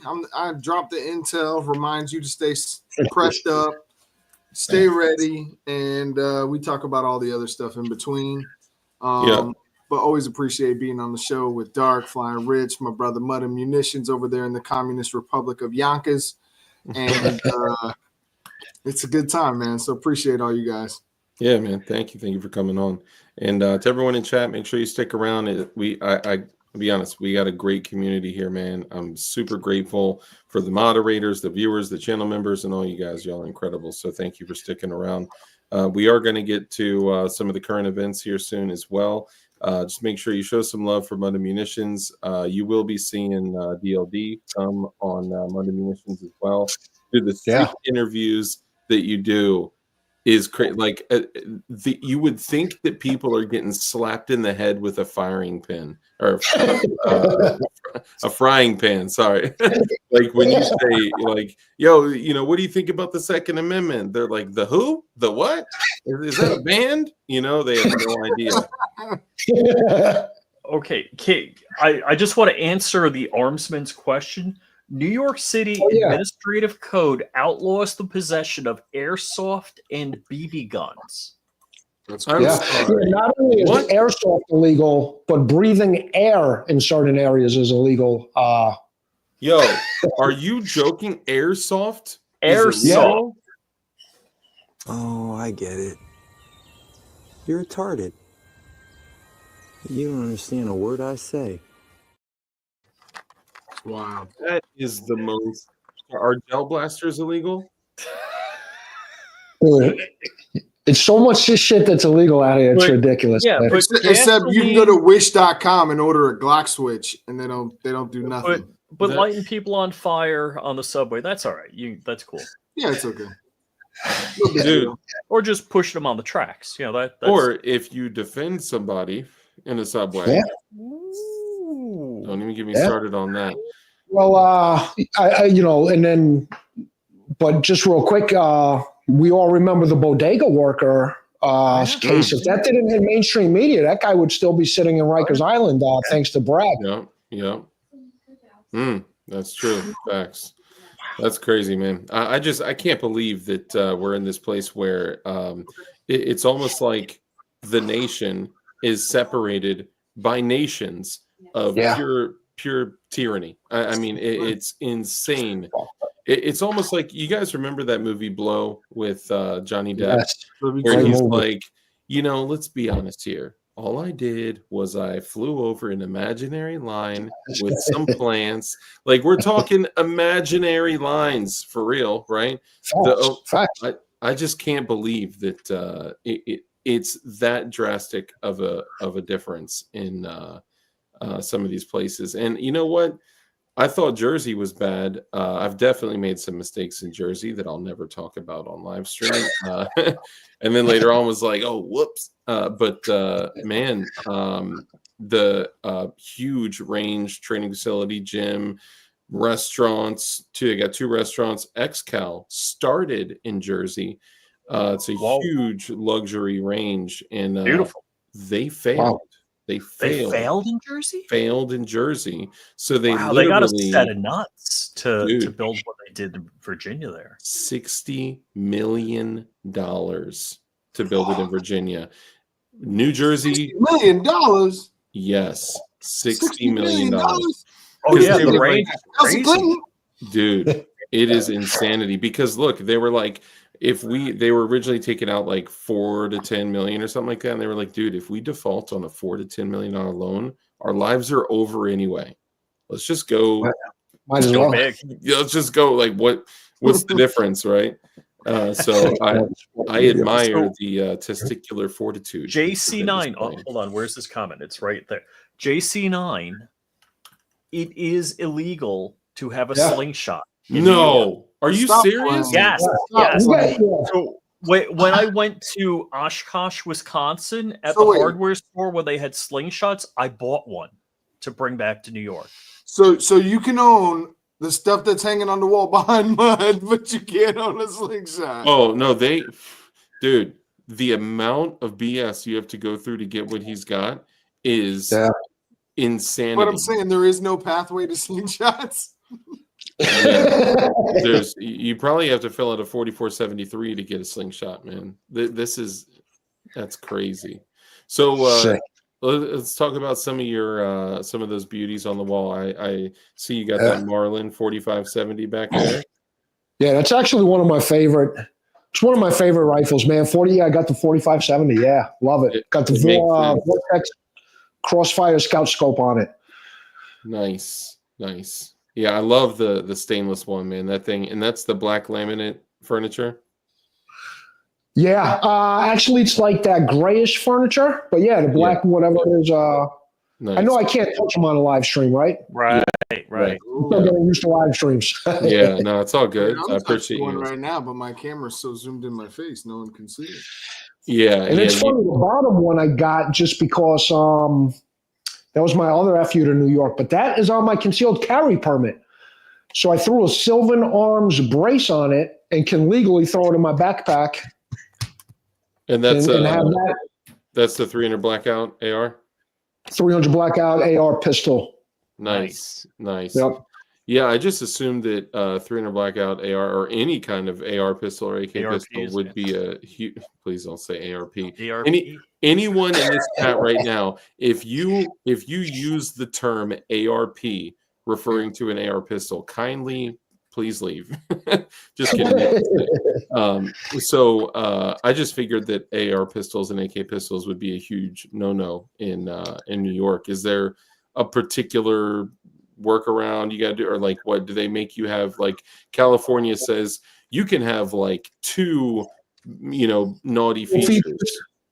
Yeah, so that's what sucked about this one. And I would have an AK if it wasn't for the mag. So that one has the 10 round pinned magazine, which really neuters it, right? So I can have what we used to consider evil features. Now you can have, to your point, DLD, you can have a detachable 10 round magazine, not on the pistol, but on a rifle. But then you can't have any evil features. You can't even have a collapsible buttstock. Your muzzle brake has to be welded. All kinds of crazy. You can't have anything on the gun. You can't have like a handrail. You can't have a handguard. So the SAFE Act. So when the SAFE Act in New York was passed, which I forget what SAFE stands for, but the SAFE Act was passed at a time where any legislation in New York, this was the law, had to have a 72-hour review period. They introduced it at like 10 o'clock at night and passed it at midnight. Yeah, it's crazy. So, the SAFE Act. Do you know what's legal in New York? An SKS in an ATI folding, collapsible, telescoping stock with a foregrip, but with a 10-round fixed mag. And no threaded barrel. Right, because you can't. But what they don't realize is that is essentially an AK. That is a New York legal AK. Yeah. But they're so dumb they don't realize that. The same thing, like they say, armor piercing ammunition is illegal, but you can still have this 30-06, this 338 Lapua Magnum. This do y'all not know? Or let's go back to the shoulder thing that goes up. Okay, that's how much they understand firearms. Yeah. Now, cops can get anything out here. Like when you go to the gun store, some of the guns will have a yellow tag. They could have 30-round magazines. The police officers, law enforcement doesn't have to abide by any of these rules. Hold on. I'm real sure there's something about that in here that says there's not two classes of people. Exactly. Everybody's the same. Yeah, it says there aren't laws that are specific to someone. Yeah, there's parentheses after Jova, brother. Great to see you. There's parentheses. If you read through the Second Amendment afterwards, it says excluding law enforcement, military, EMTs, throat doctors like Kamala Harris, people like that. Man, that's so crazy, dude. I can't believe that. Yeah. But dude, honestly, I'm glad that you're still doing your thing and you're, preaching a good word to people in New York. And I'm hoping that other people use that as an opportunity to arm themselves, because every person deserves that right? That's a God-given right. It's given to you by your creator. It's supposed to be protected by the Constitution of the United States, which I mentioned earlier, the same one that they put their hand on and swear to God that they will upend and that they will defend and uphold. But let's be real. We know where we're at in the United States right now. It's a mess, which is going to bring us into our upcoming topics. Mud, what are some of the things from what you've seen in current events? What's your outlook on just the current status of things as you see it? Yeah, so great timing talking about this. My girlfriend actually was going to go to the inauguration, huge supporter. It would be like one of us going, well, we're all huge supporters, but it'd be like one of us going to like your favorite concert 20 years ago. Like that's how excited she was to go to this. And she's not scared of anything. We'll talk in person some of the places she's been, but for her to think about now canceling her trip to DC, it's been like one of the biggest moments she's wanted to do for a while. It says something. Now, me personally, just being in New York and everything else, right? Obviously here during September 11th, I feel like we've been real lucky that we haven't seen some crazier shit already. And the reason I say that is because how laxed our politicians are. With the borders, with whatever else you want to call it, New York specifically, how we welcome everyone and their mother up here without background checks and whatever. It's been shocking that something hasn't happened. So with that being said, I hate to say it, man, but I feel like we're overdue. I feel like the country's probably coming out of one of its worst friggin' invasions, open border policy. God knows how many people are here. God knows what they're up to. Yeah. I've been watching a few of your streams with the drones and just other things that you guys have been covering. And it's, I don't think any of us have a clue what might be in store. And I try to stay a positive person. Yeah. But it's scary, man. It's scary shit. Yeah, I mean, look, I think that a lot of the things that are going on are, created and executed by the United States government. I think the drones are being used and operated by the United States government because, look, I've never seen the United States government respond so quickly. Like within 3 hours of all these drone sightings, they're like, the drones regulate that. are not ours. The drones are confirmed not ours. They're not of another nation, and also there's no threat to the safety of the public. Love the But we're going to Pentagon. regulate.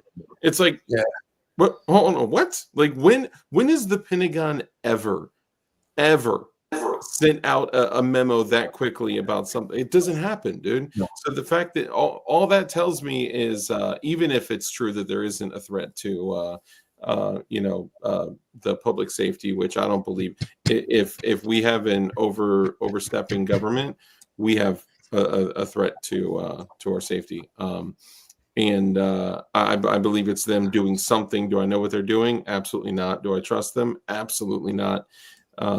So I think partly this is caused by them. And I think every single move that they're making, whether it's the government themselves or the elites, the people pulling the strings or whatever you want to call them, I think it's them taking every single step that they can to advance their worldly power, because these are not good people. These are not good Christians that are sitting like trying to find powerful ways to lead the country. No, the devil is working in every single thing that is going on in our country right now, and it is terrifying to me. Dude, I'll tell you real quick, and it's sad as a New Yorker, just real quick again, but like 4th of July, right? I always fly the flag on the back of my truck. And just for you folks out there, I have no military or law enforcement, just a normal citizen. But well, yeah, because you'd have way cooler guns if you were law enforcement, right? Yeah, totally, yeah. But in New York, for September 11th, I never saw more unity in my life. In New York, flags everywhere, and it's unfortunate that event had to happen to see that. But last few years, it's almost like you're looked at as some wacko if you have a flag on your car. It's the total fucking opposite. So if you think about like just what's going on a national level, it's scary. Dude, I heard this. I forgot where I heard it, but I heard someone say when 9/11 happened, 3,000 people died. And it brought the country closer than anyone has ever been. During COVID, over 1 million people died, and it nearly killed all of us. Wow. It completely divided the country, complete and utter bifurcation. You're going to kill grandma. Yeah, I mean, but this is what they do. They use the general public against their enemies, against the people they disagree with. Yeah, they turn the general public into the societal police. Look at what the difference was, right? Like in 9/11, everybody believed the bullshit. If everyone believed the bullshit in COVID, people would have got along, right? Yeah, sure. See, in 9/11, I was the one that people were like, bro, shut up. Stop saying this crazy stuff. Stop asking questions. Yeah, don't ask questions. There's a guy Thank at my church. Rich, by the way, for the super chat. I appreciate that. He says, sub to Kyle Wade. Kyle Wade with Anderson Manufacturing is the man. We love him. Also, if you use Go Dark, you save 10% off at Anderson Manufacturing or Flying Rich as well. So we don't get anything for it. Soon to be Red Dawn, but not current. Kyle said if he gets 100 subs, he's going to start making videos. You mean 1,000? He said 100. He's over 200 subs. No, I saw it was 74. What? I thought he had over 200 subs. No. Subbed. No, 51 subscribers. What? Yeah, 51 subs.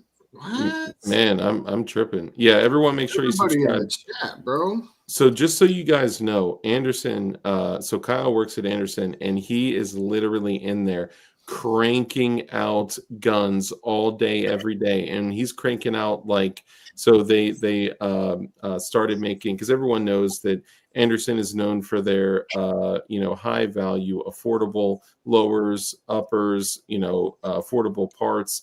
Well, what a lot of people don't know is that they made a higher tier duty rifle, rifles and pistols. Thanks, man. they made what they called the Defender series because there were two law enforcement agencies that were making their officers or deputies or Go whatever local. buy Local their own to them. guns. It's Yeah, like, local to them hey, in Kentucky. spend your money with us. We'll take your money. Yeah, so they were like, hey, since you guys are having to buy these guns on your own, if you want an affordable duty gun, they literally they beefed up the BCG, they beefed up the barrels and gas systems and all that, and they made a higher tier rifle that's a duty grade, which at the time was a Defender series. So two law enforcement agencies are rocking the Andersons. But because it went over so well, they said, okay, we're going to make this for everyone, make it available for everyone, civilians. And they called it the Frontline series. Yes, the Dirty Civilians. So they are available. They're the Anderson Frontlines. They're super affordable. I was just running one on a go fast slower. That thing was like, what? It was crazy. Wow. I shot a full auto at GOA goals. Nice. Of the Anderson? Yeah. Oh, yeah. Nice. They run, dude. They run. Oh, wait. You weren't at range day. I was not. Indeed, I was not. Thank you for reminding me. All right. So let's go ahead and get into it. You gentlemen, what's your take on where we are now? And then we'll get into some of the current happenings, recent happenings, rather. Rich? Ow. He's right. Mm-hmm. You mean shit blowing up and getting run over? What are we talking about? It could be that. I'm just kind of asking for a general status report on where we are as a nation right now. So we still don't know who our president is. Yeah. Meaning who runs the country for the next 18 days. Yeah. Gouda cheese. Brother Gouda cheese. Great to see you, man. Ooh, maybe this year. Maybe this year. You got 363 days to do it. I got 363 days left. I got everything printed. I purchased every single part. I just have to assemble the Gatling gun. And then Is that illegal in New York? Definitely not. Absolutely not. I played a fifth. Yeah. All right. Status, where we're at as a country. So I guess it's kind of terrifying. It's interesting and terrifying both, because Donald Trump is saying and doing things, and the whole world is following suit. Like companies are getting rid of DEI. Countries are like, yeah, we're not going to do that stuff anymore, which is kind of amazing. He hasn't been sworn in yet. He's not president, and it's already making a change. So what an amazing blessing. I'm not sure about, look, I do cloud engineering, and you can hire 5 guys from India for every one of me. So yeah, I'm not pro the H-1B visa. I don't know if that's the first, chink in the armor with Elon Musk and, things going on. But immigration in the United States, I think it was the 50s, they had zero immigration. So what they did is they paused immigration to let people assimilate.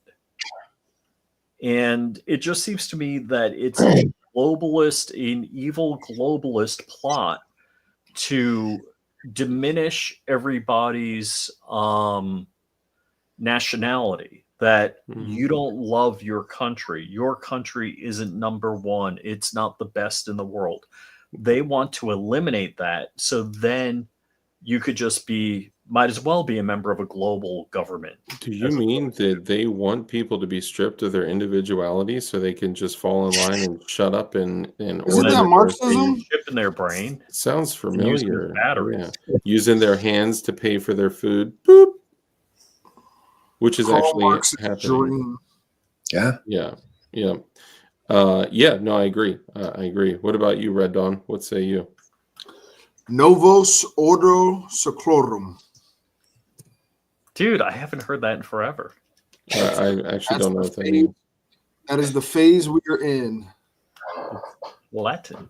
In Latin, what does that mean? We are in the order out of chaos phase. Oh, yeah. Yeah. Or the New World Order positioning. And what that is, man, is like they're gonna give us some crumbs. Oh, look, we'll get rid of the LGBT, but also you're gonna have to have a digital ID. Like it's always a give and take. They play us in this game, bro. When they're like, the Sarah Adams goes on Sean Ryan and is like, yeah, these terrorist cells are. She didn't mention one time that they opened the border and welcomed them into our country. Yeah. And it's all a play, man. Like, to tell you the truth, the more I think chaos, she's controlled by this. They're literally. Oh, no, she's going rogue on Sean Ryan. Yeah. That's, dude, this is the classic. This is another method of control. This is the classic: create the problem while you already have the solution created, drive the general public into mass hysteria to where there's fear. And when there's fear, there's they feel like there's a need for security and safety. And that is when they're willing to, please, I will beg you to take away my rights to give me security and safety, because I just want to order my groceries on Amazon Fresh. I want to order my groceries from Walmart, and I want to watch stuff on Netflix and YouTube, and I want to, shut into my house and not touch grass for 6 months. You bad people who want to have freedom, you guys are endangering. Think about this. I was going to say this when you guys were talking about it, but like having certain areas you can't wear a gun. Sir, you need to take off your gun so the rest of us feel safe. Just think about that concept that they got people that brainwashed to believe such a stupid concept when what happens if someone starts shooting? Oh no, someone with a gun, please come back. Yeah, let's call the people with guns and wait 7 to 14 minutes for someone to rescue us. I believe this wholeheartedly that the Democrats want dead children in schools. Oh, so of course. Reasonable people will say, we got to outlaw guns. I don't know what they're doing. That's why schools are gun-free zones with zero security. Now, look, an airplane terminal, you go into the security zone, that's a gun-free zone. They have metal detectors and they have men with guns. Any other gun-free zone on the planet, there's a metal detector and there's men with guns protecting you. Because the only way that they can enforce that is with firearms. Correct. Right? But you're right. You don't see that at schools. Should the children feel like they're safe? Do you feel safe getting on an airplane? Yeah, the children should the children feel like they're in prisons? Like a prison. Yeah, well, that's go to a port, go to a bank, go to a airport. Yes, go to a government building. We talked about this. Like, how many times has there been a mass tragic event at the Federal Reserve? How many times has there been a mass tragic event at whatever? Just pick it. Pick the place that is properly secured. Yeah, never. Yeah, doesn't happen. Think about a teacher saying, I want to carry a gun to defend my children in my classroom to the death of me. And them looking him in the face and saying, no. You need to wait 14 minutes. Or you need to wait hours, because the men that we've been, charged with the responsibility of protecting your kids are huge vaginal canals and aren't going to run in the dude. I would not have been able to sit there and just listen to that. If there's a mass tragic event, you stop the killing and then you stop the dying, and they couldn't stop the dying because they were too vag to stop the killing. Pussies. Yeah. They don't even have medical kits. They don't have a medical kit. Bro, preparedness is everything in life, because in life, something will always go wrong. That is I forget the law that it is. I'll tell you who it is. It is guaranteed. Hold on. Where is he? Oh, man, I got to go all the way back up here. Where's Murph Dog? It's Murphy's Law. Fish, what up? Is it Murphy's Law? Fish, what up? Yes. Yeah, Murphy's Law. Something there he is. Always go wrong. And to think something won't go wrong means that you are a jackass. Yeah. You know what though really sucks with today's society, and we saw it. I don't know if you guys remember, but there was a shooting in New York a lot of stuff here gets blown under the rug, right? But I don't know if you guys remember the shooting at Penn Station on the train. The guy didn't kill anyone, but he shot like 13 people. It's about 4 or 5 years ago. Everyone, if you go back and you watch the videos of that shooting and all the people running off the subway and the blood and a few people shot, everyone fucking had their cell phones out and was recording the incident instead of helping people. And there needs to be charges or accountability for that. Like, dude, if something ever happened to a family member and like someone, and I saw like 10 people recording them instead of helping them, like, it's this is a society. Yeah, it's crazy. All right. Let's bring it like more forward. The video of the lady burning on the subway. Yeah. There was a dude like fanning her. Bro, the cops weren't even doing nothing. Was like, no. Dude, okay, I'd so be ripping my shirt off and trying to wrap it around the lady, knock her down, roll her on the ground. Pee on her. Whatever you got to do. Like, it doesn't matter. Like, you do something, right? Like it, dude. And if you guys, I don't know if y'all remember this, but the NAR burn kits, obviously in that case, it's extreme, right? But if someone were to have a serious burn, like on their arm or something, like those are excellent to throw in your kit. So make sure you have them. But look, dude, at Goals, at the GOA Goals event that was this past year, I think it was Opie from Opie and the Smokies who does Naughty After Dark. It's a night vision thing for people that don't know. It's not naughty, naughty after dark, like nods, like night vision. Anyway, he said nowadays I would expect no one to help, and I could virtually guarantee you that your final moments of your life will be captured on some stranger's cell phone. Yeah, 100%. And it was like, boom! It was like, dude, that is such a and this is in the age of content creation. And look, this is where we are. We're here right now with 100 people in chat talking about, hey, Dark Water, welcome, Dark Water. I was just talking about you earlier. I wanted to extend an invitation. We have a company, Definition Knives, and I would love to send you a knife. We got a bunch of knives here. I found your channel when you just hit 4,000 subs, and everyone's whipping out their Definition knives. Yeah, check it out. They're all made in the great state of China, and would love to send one out to you, man. So welcome. Congrats on 4,000 subscribers. All you guys out there, if you're looking for a great channel for EDC stuff, check out Dark Water. He's a good guy. And I'll add this again. He closed his live stream with a prayer. Someone else had a prayer request in chat, and he literally stopped what he was doing and prayed for them. Christ is King. I appreciate you, man. Thank you so much. I wish there was more people like you.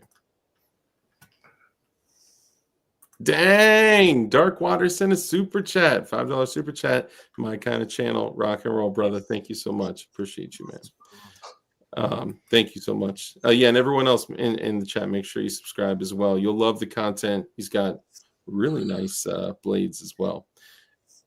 So you know, this is like the one time where the YouTube algorithm actually brought me to the right place, like a place where it's like content that I actually enjoyed with good people. Like, hold on, good Christian men that are armed, that are talking about equipment. Like, how did they know to bring me here? So thank you, man. Glad you're here. Okay, so let's back up a little bit. So that moment when I heard Opie from Opie and the Smokies say that it is more likely than receiving help from a stranger that your final moments of your life will be recorded by a stranger on their cell phone. That hit me in the gut, because we're here right now, right? Where this is content creation, what we're doing right now. We're doing a live show. But in this age of content creation, when terrible tragedies happen, people pull out their phones faster than they would ever pull out their gun. I promise you that. I promise people literally practice pulling out their phone with how quickly they can get their camera on. But they don't run their bill drills with their shot timer. They don't run their draw to first shot with a shot timer. But they're going to sit there and practice, you know, how quickly they can pull out their phone. So in these terrible tragedies, in these like terrible incidents, instead of helping, instead of being selfish, they're stuck in this worldly BS, this life of consumerism and convenience, and, you know, just being sucked into such a selfish world. that they just pull out their phone, because I as bad as it sounds, I think they want to be the one with the video that went viral. Yeah. It's crazy. It's ridiculous. It's sad. It's sad. Yeah. You know, Yeah. at least in New York too, and I'm not knocking law enforcement. You know, their hands are tied out here, right? They arrest people and the prosecutors don't prosecute, but you get jumped in the city and NYPD will be across the street sometimes, and they're not like, even with the presence of law enforcement, sometimes you have to protect yourself, which you can't do anyway in New York. That's crazy. It's just fucking crazy. Dude, honestly, straight up, I'll tell you what, the old adage, I'd rather be, what is it? Judged by 12 and carried by 2. Yeah. I mean, that's straight up. Like, sometimes, like we talked about Maryland earlier, there may have been some times where I just kind of had to thug it out in Maryland, you know? Dude, I mean, you got to make that decision, and that's a personal decision. I'm not going to encourage anyone to break anything, any laws or bones or anything, but I'm just saying, we got to keep it real. The preservation of your life is given to you by God. That is a natural right. So government has no right to take away, remove, or give back. That's just the way it is. Real quick, on a positive note, you complimented me earlier, but like I said, with what we just talked about people not helping each other and everything else, with your platform, and you see the people watching in the comments, right? Like, positively, there are people out there that will help thanks to channels and platforms that encourage it and create communities like you do. So, you know, big shout out. I think as content creators sometimes too, you don't realize how much you're really doing, right? You're so focused on the content, but you don't see that you're really building a solid community. So hats off to you, man.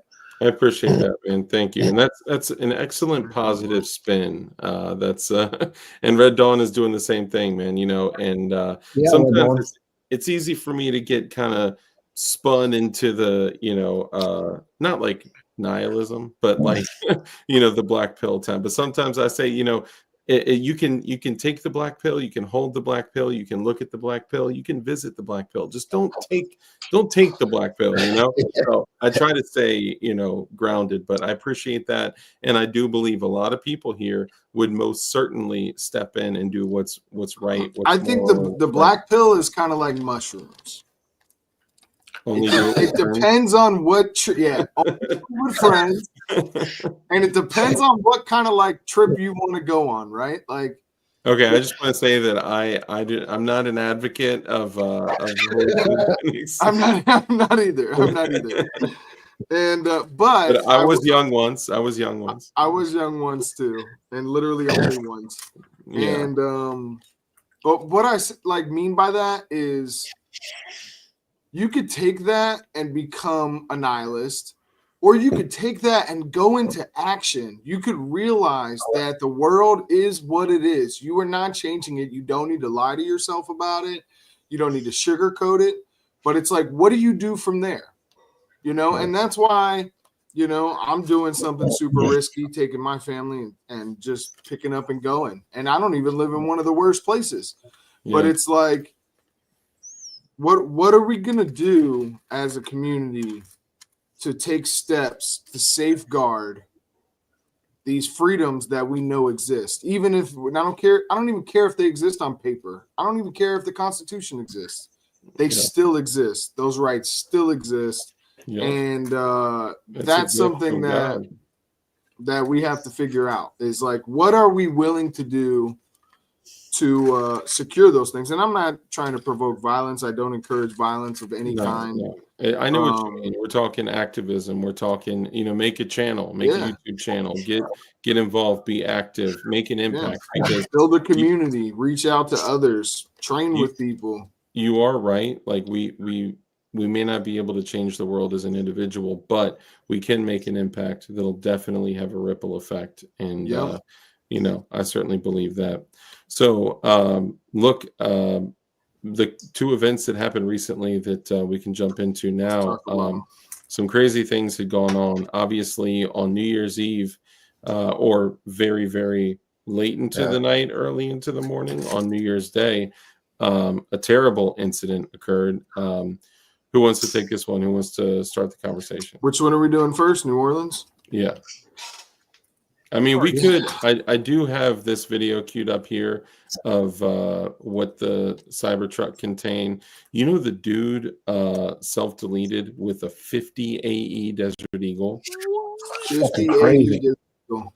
He was I think committed. this was a hit job Hey, you know, and it might an high point. opportunity to do it at the same time. Mud, what did I say backstage? I was like, man, Yeah, the yeah. question I would be asking is who made him rent that through Turo? Who made him get those guns? Who made him drive it through here? Who made him eat a 350 grain projectile? Like, mind control CIA? I'm just saying. Nope, Sorry. clear cut case here, guys. Let's wrap it up. We know what happened. It was him all alone. It just so happens that he also, you know, was at stationed at the same exact somehow he deleted his Signal account like 3 days after he passed her. Why, 2 days after. why is it Fort Bragg keeps coming up? Fort Bragg, yeah, over Fort Bragg. and over and over and over. Yeah. He was a Green Beret, correct? Sorry, I don't want to cross the streams too much. Now I know we're talking about both kind of here, but yeah, that and I of course I started it. I was like, let's talk about New Orleans, and then start talking about the Cybertruck. So I apologize. both guys rented a truck on Turo. Yeah. Both guys were at Fort Bragg. Both guys were born in the U.S., except one guy was yelling something about a snack bar as he ran over people. With the flag, bro. Nothing to see here. Move along. Roll it up. They rolled the flag up. Bro, it's not terrorism. Move along. Not terrorism. Oh, dude, if it was like a white supremacist or Tea Party flag, you want to... that thing would have been flowing. I'm gonna tell you the truth. I think they would have had it laid out on the ground. Footage is fake of the Tesla car. The footage is fake of that. Dark Water is never going to want to come on this show now. It's like, I just want to talk about knives. You guys are talking about MK Ultra and stuff. You know? Bro, we would talk about knives, but we would. Money can't buy knives. That's true. Money cannot buy knives. And Dark Water, if you know where Money Can't Buy Knives is from, you are automatically a member of this community right away. No question. So, yeah, I mean... there's a lot of people that are talking about and I don't want to jump in and say that, you know, the footage is fake or not. I'm just saying that, look, there are a lot of questions that are not being asked, which is usually the big red flag. So, all right. Any one of us has none of us have worked in the security field.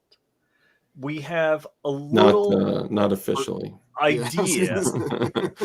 I worked as a security guard, but that doesn't mean I have some experience as an enforcer. I was a warm body in a suit.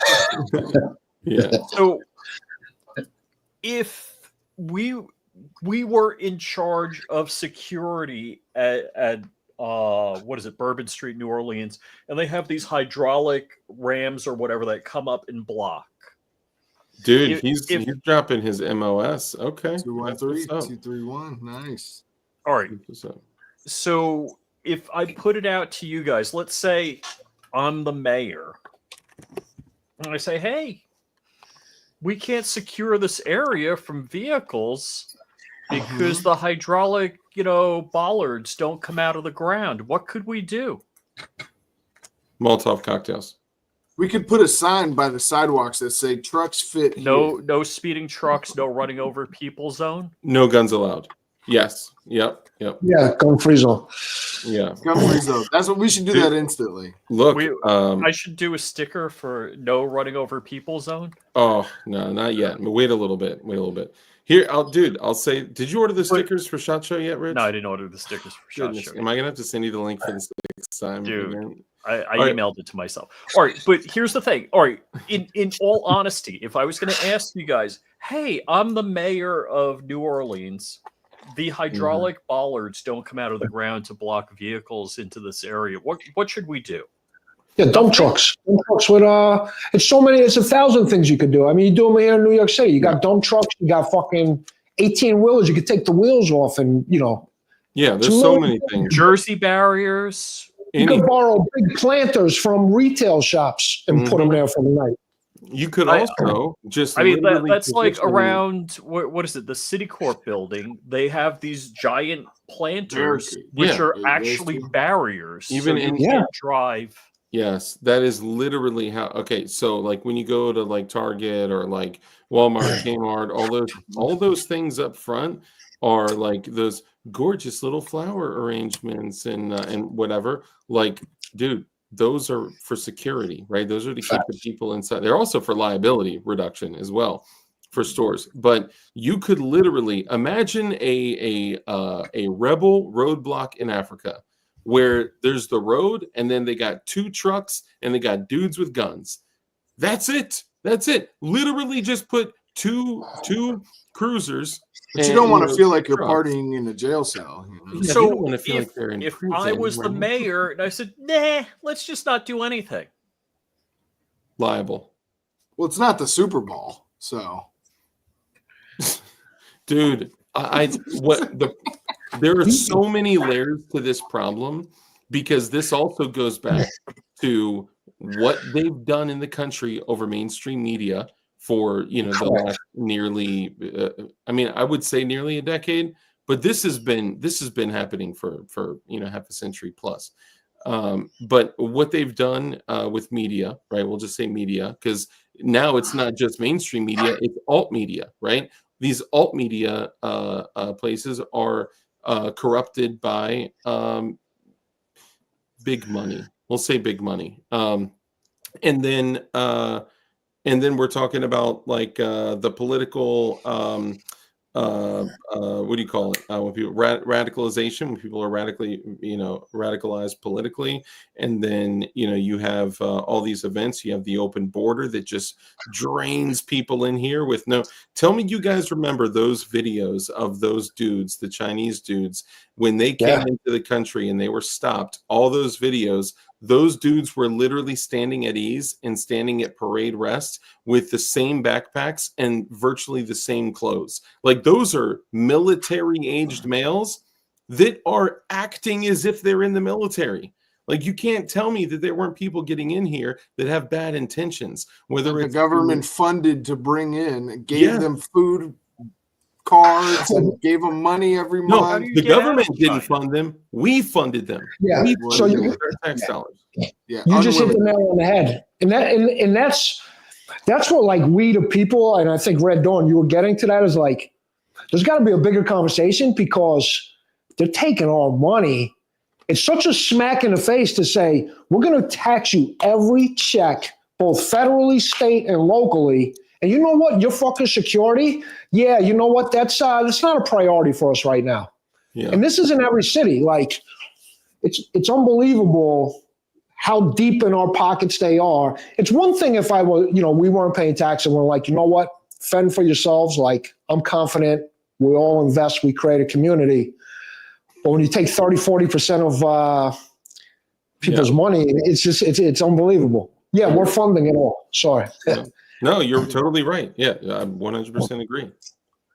I mean, but it comes back down to what I said, man. It's like, what would people do besides take up arms and start a revolution and all that? Because I think logistically, I don't know if any of us really, like, bro. If anyone saw the video of the hand-to-hand combat between the Ukrainian guy and the Russian guy, we should actually talk about that tonight. It's nothing we want. Bro, I mean, that's what I'm saying. So, like, if we had any other step that we could take to secure our well-being, and like, what would it be? In my mind, there really is only one answer, but it's like, who's willing to do that? But it's also not an answer that we want, and we also got to ask: is it righteous? Right? Like, when we look at like, we'll get to that in a second. Dark Water, thank you so much for another super chat, man. Dang, I think he's rivaling Flying Rich and John Crump with his super chats already. It says Michael Yan has many vids on the crossings. So I'll definitely have to check that out. He does. Michael Yan has great coverage of it. Yeah, I'll have to do that. Thank you. I appreciate the super chat as well, man. I thought he said Fed Dawn. Red Dawn goes, goes hand to hand with glizzies from the gas station. Anytime, anywhere, dog. Yeah. It's my gas station. Dude, it was troubling to watch Like that. Holy Crusade. No, I mean, I was saying everyone's like guerrilla tactics. So no, I'm saying take the war section off the table, right? Mhm. What moves could we do that are totally normal things that secure our well-being? And obviously it's are you just actually getting off the asking that? system, Mhm. creating communities. We need somebody to, big pieces of land, whether you start with tiny houses or building your own houses by hand, building a freaking community of Become as people self-sufficient as possible. as possible. Like, you don't have to literally become Amish, but you got to make these steps. And I know a lot of people out there are making steps. Thank you, man. I'm taking steps, but I firmly believe that they're better made in large numbers and in groups. It's Dude, just, if there was only a place like in Waco, Texas, that all of Yeah. us could go. I'm just kidding. But see, when things like that happen, right?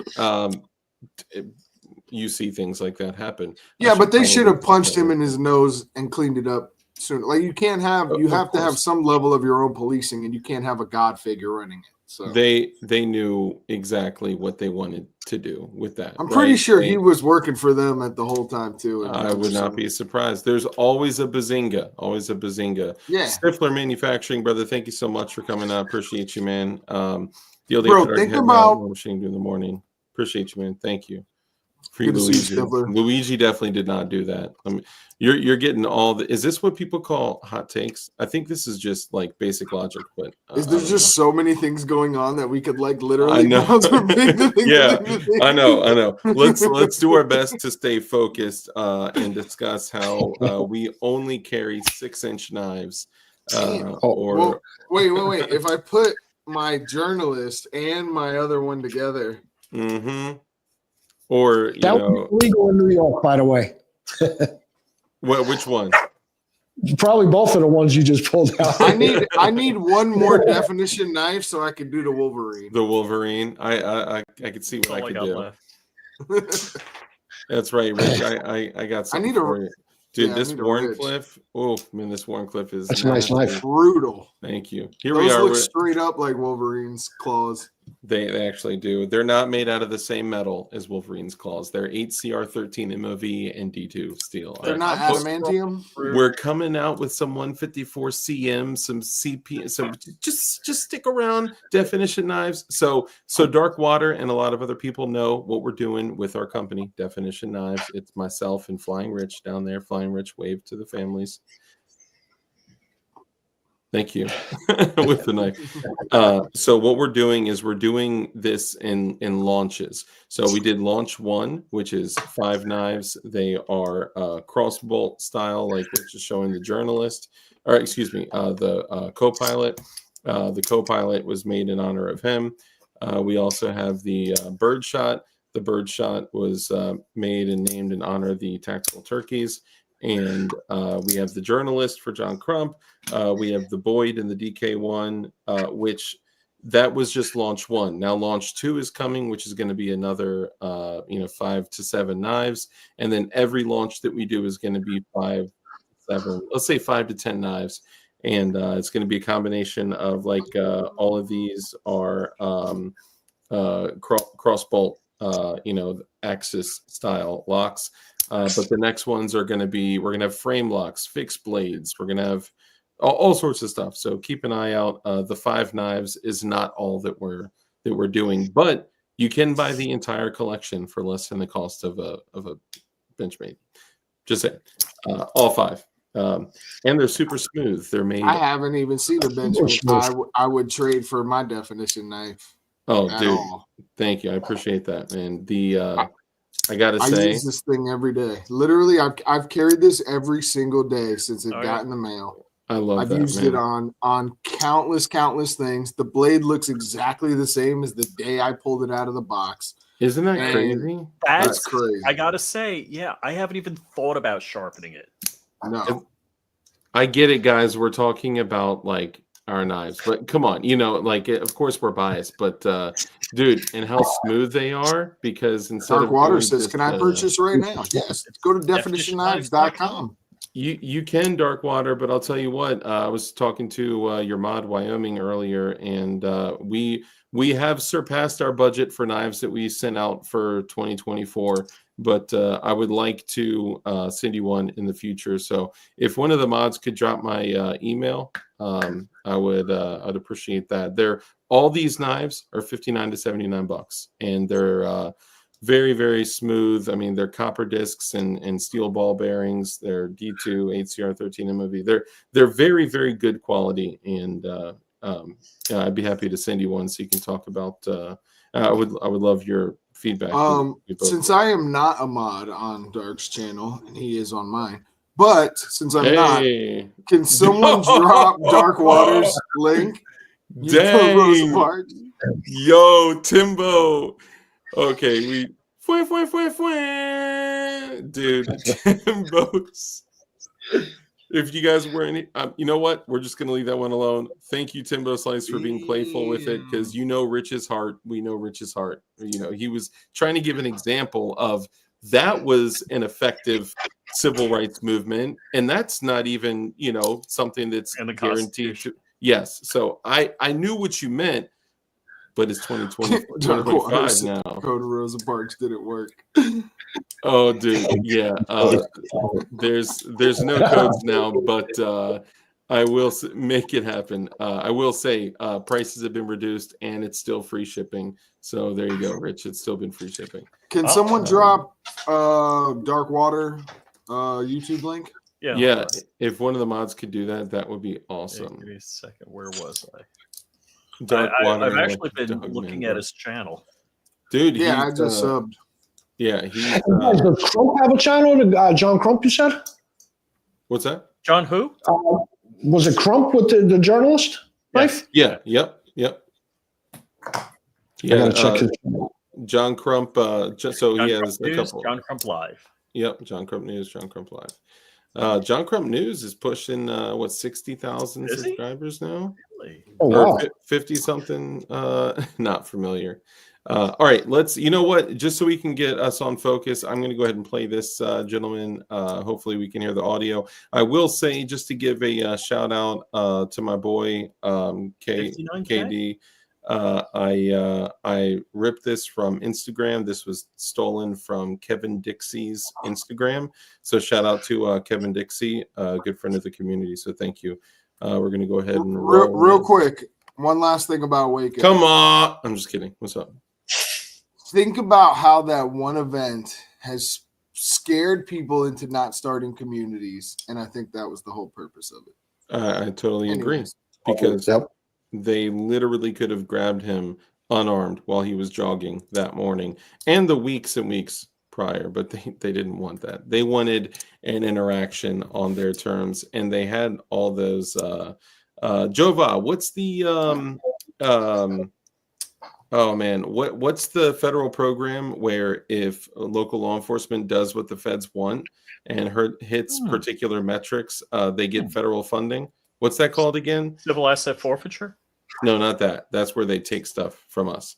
But dude, I mean, they racketeering. They were rolling They were rolling up with literal tanks and APCs, dog. 1033. The 1030.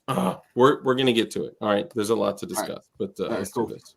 A couple of things that the teams found inside of the Cybertruck.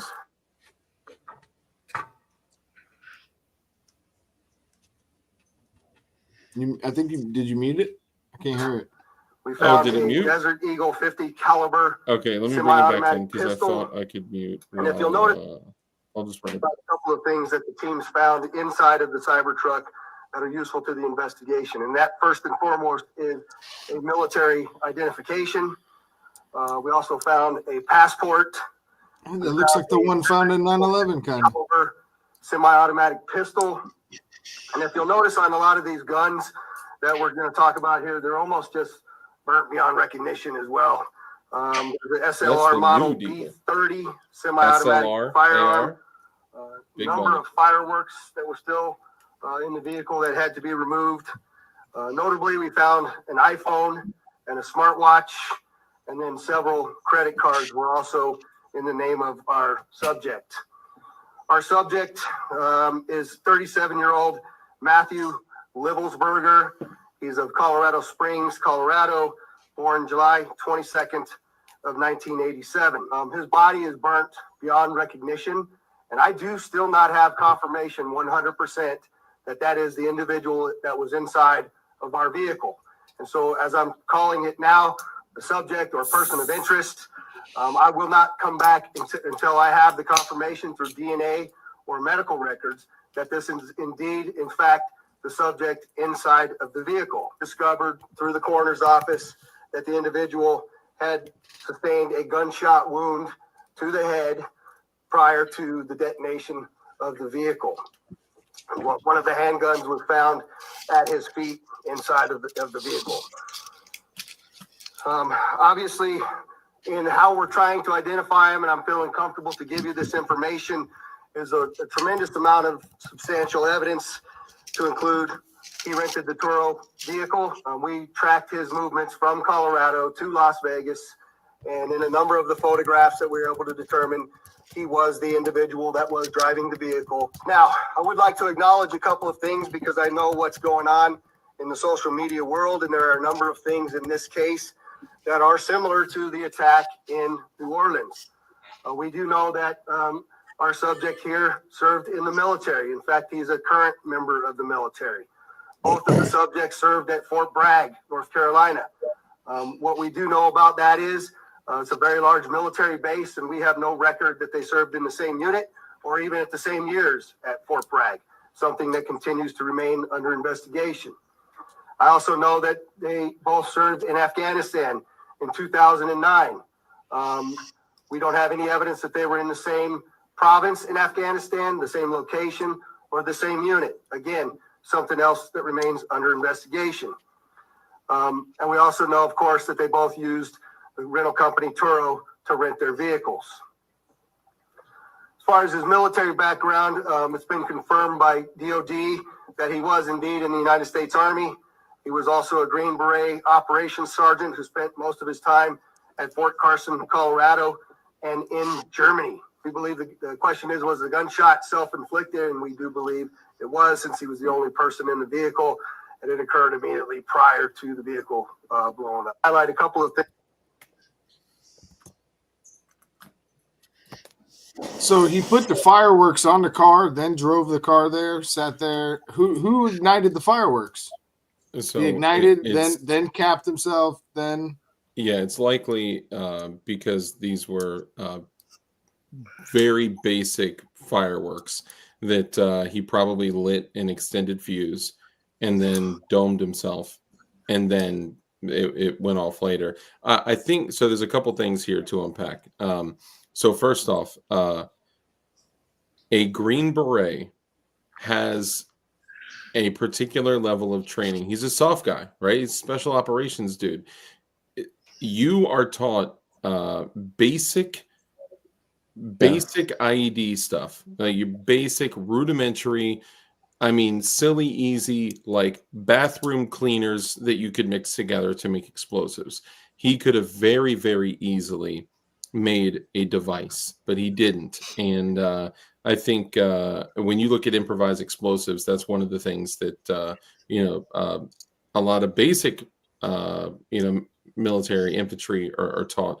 So the fact that he had years of special operations training and was a team leader sergeant, I think that this was intentional, whether it was him or, if he was coaxed to do it, forced to do it, mind controlled to do it, whatever, right? Whatever. I'm just saying, he absolutely could have used a device that could have done terrible things. But I think, if I were to guess, that the reason that it was fireworks instead of a device could have possibly been because it would compromise the lithium battery. The fire department would have to come put it out and be literally adding water to a fire that would just catch on fire more. I don't know. I think it's very symbolic that it's a Elon Musk Tesla vehicle at a Trump tower. Of course. On No New That was question. very Year's. deliberate. Yeah. On New Year's with fireworks. Yeah. Now, what I can't connect the dots, and again, like I always say, don't put your junk in crazy. There's no logic or rationale when we're talking about somebody that's lighting off fireworks at a building, or to do destructive things. I'm not just talking about run around with a Roman candle or something, and somebody that's going to dome themselves. That's we're out on the outer fringes, but Someone there who's is also a lot of 1 things. year away from military retirement and pension for the rest of his life. Yeah, I think there's a lot of symbolism with the things that have gone on here. But look, with my basic knowledge of stuff, and if I was going to rent a pickup truck and do something bad like this guy, I would have taken the building down. I probably wouldn't use yourself as example. But I'm saying I have no interest in ever doing any. I'm not going to dome myself. I'm not going to drive a pickup truck. Of course. Buy a building and. Yep. I'm just saying, if as a civilian, I have enough knowledge to build something that would take the facade of the building off. Yeah, but we're dirty civilians. We're people that honestly we probably train more than most do. So I mean I think it's you go to your library and figure that out. Yeah, or you don't even have to go to the library anymore. On your cell phone, you can figure most of the stuff out. But you used to be able to ask ChatGPT, but it won't tell you now. Yeah. Is there footage of him offing himself? Because to someone's point about it being remote controlled, you could have easily put a body with a headshot in a trunk. So they said it looks like he was in the car alone. They have footage and pictures of him traveling alone through several states. That doesn't mean that it wasn't done by the hands of somebody else, because honestly, if you get a man like that, he was either absolutely radicalized or he was being controlled by somebody else. Those are the only things. Do this or X is going to happen to your family. 100%. That is exactly what happened, and there's no way anyone could talk me out of that. Well, unless so we there's gotta like be a careful. manifesto that says, I am just mentally ill and I hate Elon and Donald and I'm going to perform that. And even if someone did produce such a document, I am highly skeptical, bro. I am like, you need to prove this to me 7 ways to Sunday for me to believe anything at this point. Well, especially in this day and age of social media, of content creation, of a video recording device on every device. I would assume that somebody going to do something that crazy reckless and literally kamikaze-like would quite possibly have some footage of them preparing to do so. So it is very questionable, but I also don't want to say like absolutely 100% that's what happened, because in my opinion, I am not an expert. So if you had when you think about a Cybertruck, the one advantage that truck has over any other vehicle is that it has 100% torque at 0 RPMs. He could have driven that truck into the lobby of the building. Yeah, for sure. And then did it? Or did worse. Yeah, I mean, I think there is no way. I don't know how they're going to prove or disprove this, but you can't tell me that these two things aren't connected, right? Like, I know they're going to be cautious about the information that they're giving out, but I don't trust anything that the government says. Period. I don't trust. They know. There's no way that they don't know. The guy was like, well, we don't know if they served at the same time. Like, you knew that within 5 minutes. Like, don't bullshit us. Come on. Of course, dude. I would guess that the CIA, the FBI, and whoever all have files on both of these people. Dude, they are recording and monitoring every single phone conversation that happens. Like I was talking to Rich about this, and I was saying like there's a bunch of like tactical missions and all this stuff that like you can go watch. You can read the you can read the after action reports, and you can read the write ups on these things and read. I mean, there are crazy things that have happened that are declassified, and almost all of them talk about the chatter after Americans were in a foreign country doing something. Like they're so easy, like it is crazy how easily they can just monitor chatter of anything over the radio, anything over cell phones, anything on the internet.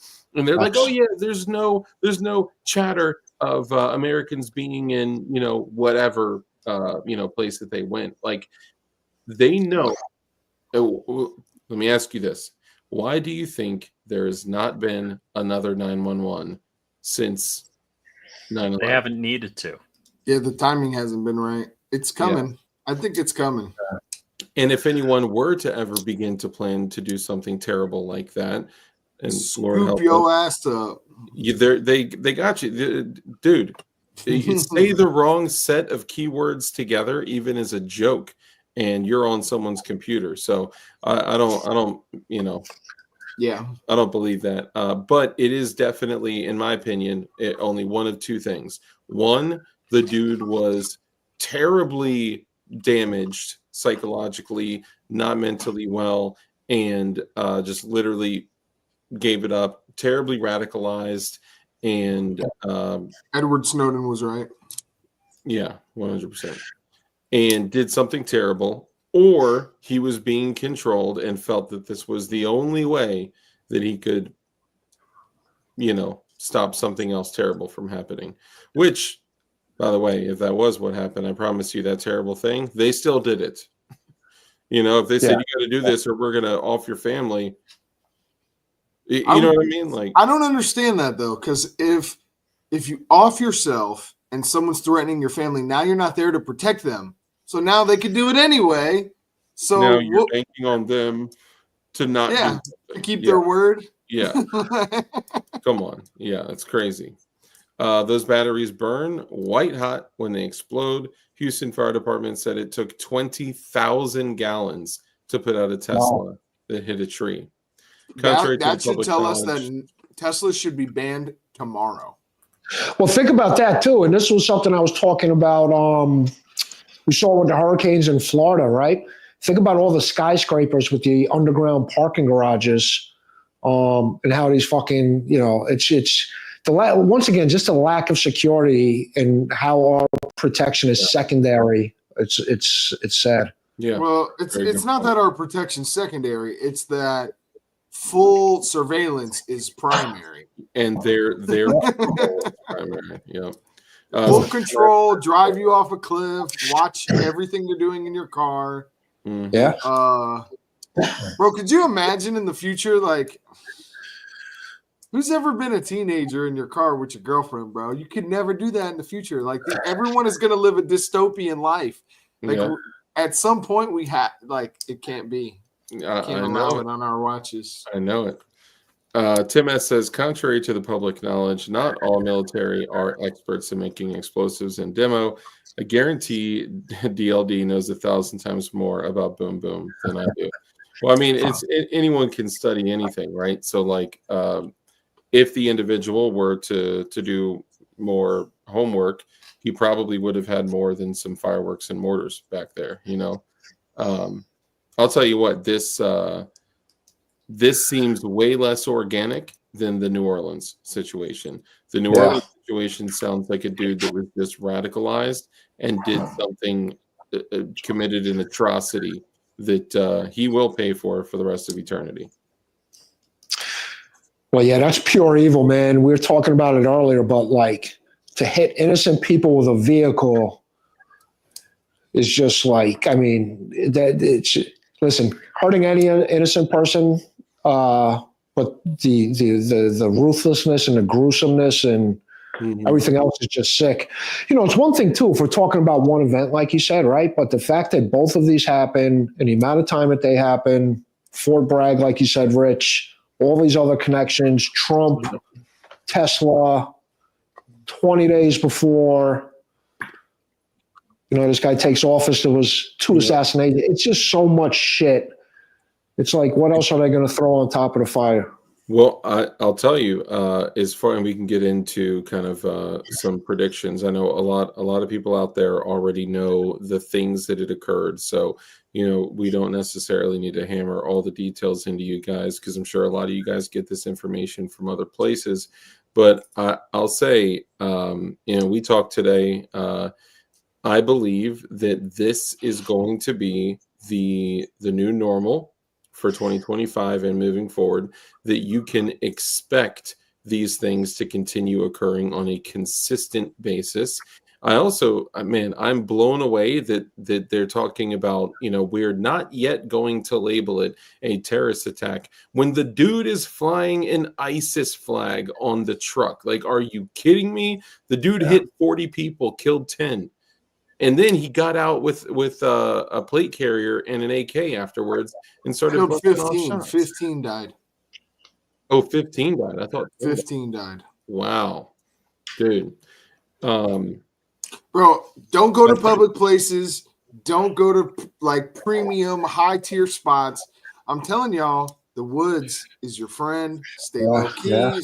Stay at home. Hang out with your people. Yes. Oh. Fireworks to notify us. 1, huge exposure, Trump. 2, no casualty. 3, fireworks to notify us. Maybe his final moment where he domed himself was his non-compliance to their act. Maybe he was supposed to be the scapegoat. And maybe he was like, not today. Doom. Maybe they did want him to drive it in there and do all kinds of stuff. Maybe that AR that was in there was supposed to be him getting out like the other guy. Yeah. Dude, man, there's more questions than there is information right now, but I'll say this. But just like you said, Dark, though, real quick, they're surveilling everything. There's nothing that gets planned, even at the top level. The same guy watching it is also being monitored. They can't turn it off. Of course. Yeah. Of course. Yeah, I agree. Yeah. And dude, I've seen people literally be recording interactions where law enforcement comes to their home because of something they said on the internet. Well, it's funny. So on the stream, one of the streams you're talking about, DLD, I was driving through the Bronx, and they have the mobile command centers. And one of the guys in the stream was like, "Oh, look at the paddy wagon." I'm like, dude, that command center, that's surveilling this whole block. So what they're doing is wiretaps this whole area. Like, it's just a surveillance truck. So to your point, that thing picks up on certain things in that area, and you're done. Yeah, dude. I think where did it take place exactly? Where Control. The Trump, because he's got a bunch of buildings. Was that in New York? That was Vegas. No, Vegas. Las Vegas. Oh, really? So what I think, and I want to hear y'all's predictions too. I think what we can expect for 2025 and potentially moving forward, because I think, honestly, I think the people that are pulling strings are going to want to do this for the entire Trump presidency, so they can deuce all over his legacy. And look, I'm not a Trump sucker offer. Okay, I'm just saying I believe that they hate him and despise him so much that this is that this is what they want to do. I am happy that Trump won. I did vote for him, right? I would vote for him again. I'd vote for him again tomorrow, right? I'm just saying I voted for him multiple times. But I'm saying we can expect for these events to continue occurring. And like you said, order through chaos. I think that they want chaos to be able to control more, to reach into our pockets more, to reach into our freedoms more. Novus Order Seclorum stands for New Order of the Ages. New Order of the Ages. I do think that we not only can expect that, we can also expect some crazy events. So I think it's going to be terrorist attacks nearly on a near daily basis. That's going to be the new norm, I think. I think maybe the 3,000 pounds or tons or whatever of ammonium nitrate that went missing may finally show back up. I think, and it may show up in the form of box trucks. I think that we can expect some crazy weather changes that will be brought to you by. Can we talk about that real quick? We can. Let me get this out real quick. I think if it's going to be brought to us by your government, like the whole, negative 12 degrees in Florida and negative 30 degrees in Missouri and all this stuff, I think that's definitely going to be something to expect brought to you by your government. I think we can also expect tremendous amounts of interference with cell phones, data, Wi-Fi, connectivity, comms of all sorts of, varying degrees. And I think we can also expect them to, because I would think that they want the general public to react similar to COVID, right? Just wear the mask, just do this for safety, just give up the guns. If you're wearing a gun, if you're carrying a gun, guys, don't carry guns because of safety, right? Or like the same thing, it's like in Iraq and Afghanistan, like evacuate the village or we will consider you a combatant, right? So evacuate your rights or you're going to be considered a combatant. And this probably sounds crazy, right? But wait until they drop aliens on us in addition to this, which is all of the devil as well. So I'm just saying, cling on to God, get right with God, and make sure you're prepared in every single possible way. Everything from water, food, shelter, security, because things are going to get crazy. And you need to realize that there are a lot of things outside of our control. We need to make sure that we focus on the few things that we can control. That's my prediction. And speaking about crazy, I'm leaving. Rich, do you want to give your predictions real quick? So what's weird is so I've got a couple of phrases that I use all the time. And one of the phrases is don't put your junk in crazy. The other phrase is there's data where there is and there's data where there isn't. Mm-hmm. Meaning this time 4 years ago, or 8 years ago, I should say, when Trump was president-elect, the left was going through a handbook of how to not make him president. Mm-hmm. So they're like, oh, well, we'll convince the electors to not. It was Russian interference. It was they had. It almost sounded like Yuri Bezmenov's handbook, but sorry, go ahead. They had like a step-by-step program to disassemble Trump, to invalidate his presidency, to call him illegitimate, to convince the electors. They were campaigning to convince the electors they did not have to vote for Trump. They're eerily silent at this point. 3 days left to find out. Yeah. So it's a little. Ooh, the co-pilot. Did I put him on? Co-pilot's popular, boy. It is. It is the number one most popular knife on Definition Knives. So, just the same way. Offline. Thank you again, Darkwater. Appreciate the super chat. Hit me up offline. We'll chat. If you were hypothetically, allegedly, going to commit a murder, and your phone was home, but your phone wasn't moving for 3 hours, as it normally did every other day, but that just happened to coincide with the time of a murder, and you were the number one suspect. That's the data where there is and data where there isn't. So there's no motion data recorded on your phone as though you're sitting at your desk, walking around your house, whatever. So make sure you put your phone on the Roomba when you go to commit that murder. But don't murder bad. And don't, you're the hypothetical, theoretical. Those were jokes. So I mean, some of them were jokes. Which the whole thing that terrifies me, along with the data where there is, data where there isn't, is what are the Democrats up to? This is a playbook I don't know yet. Yes. Well, and just real quick, we spoke about big media and everything else, but if you look at society nowadays, and you guys probably spoke about this on your streams that I've watched, real quick, there's a KGB guy said it takes 3 generations to demoralize an entire population. That's Yuri Bezmenov. Media also, these fucking people are in our school systems getting to the kids. So you got education facilities, media, farmer. I mean, you guys know it. I don't have to go Mhm. on, but it's the total, stage whatever they're at in their playbook. Yo, you ready to be terrified, Murph Dog?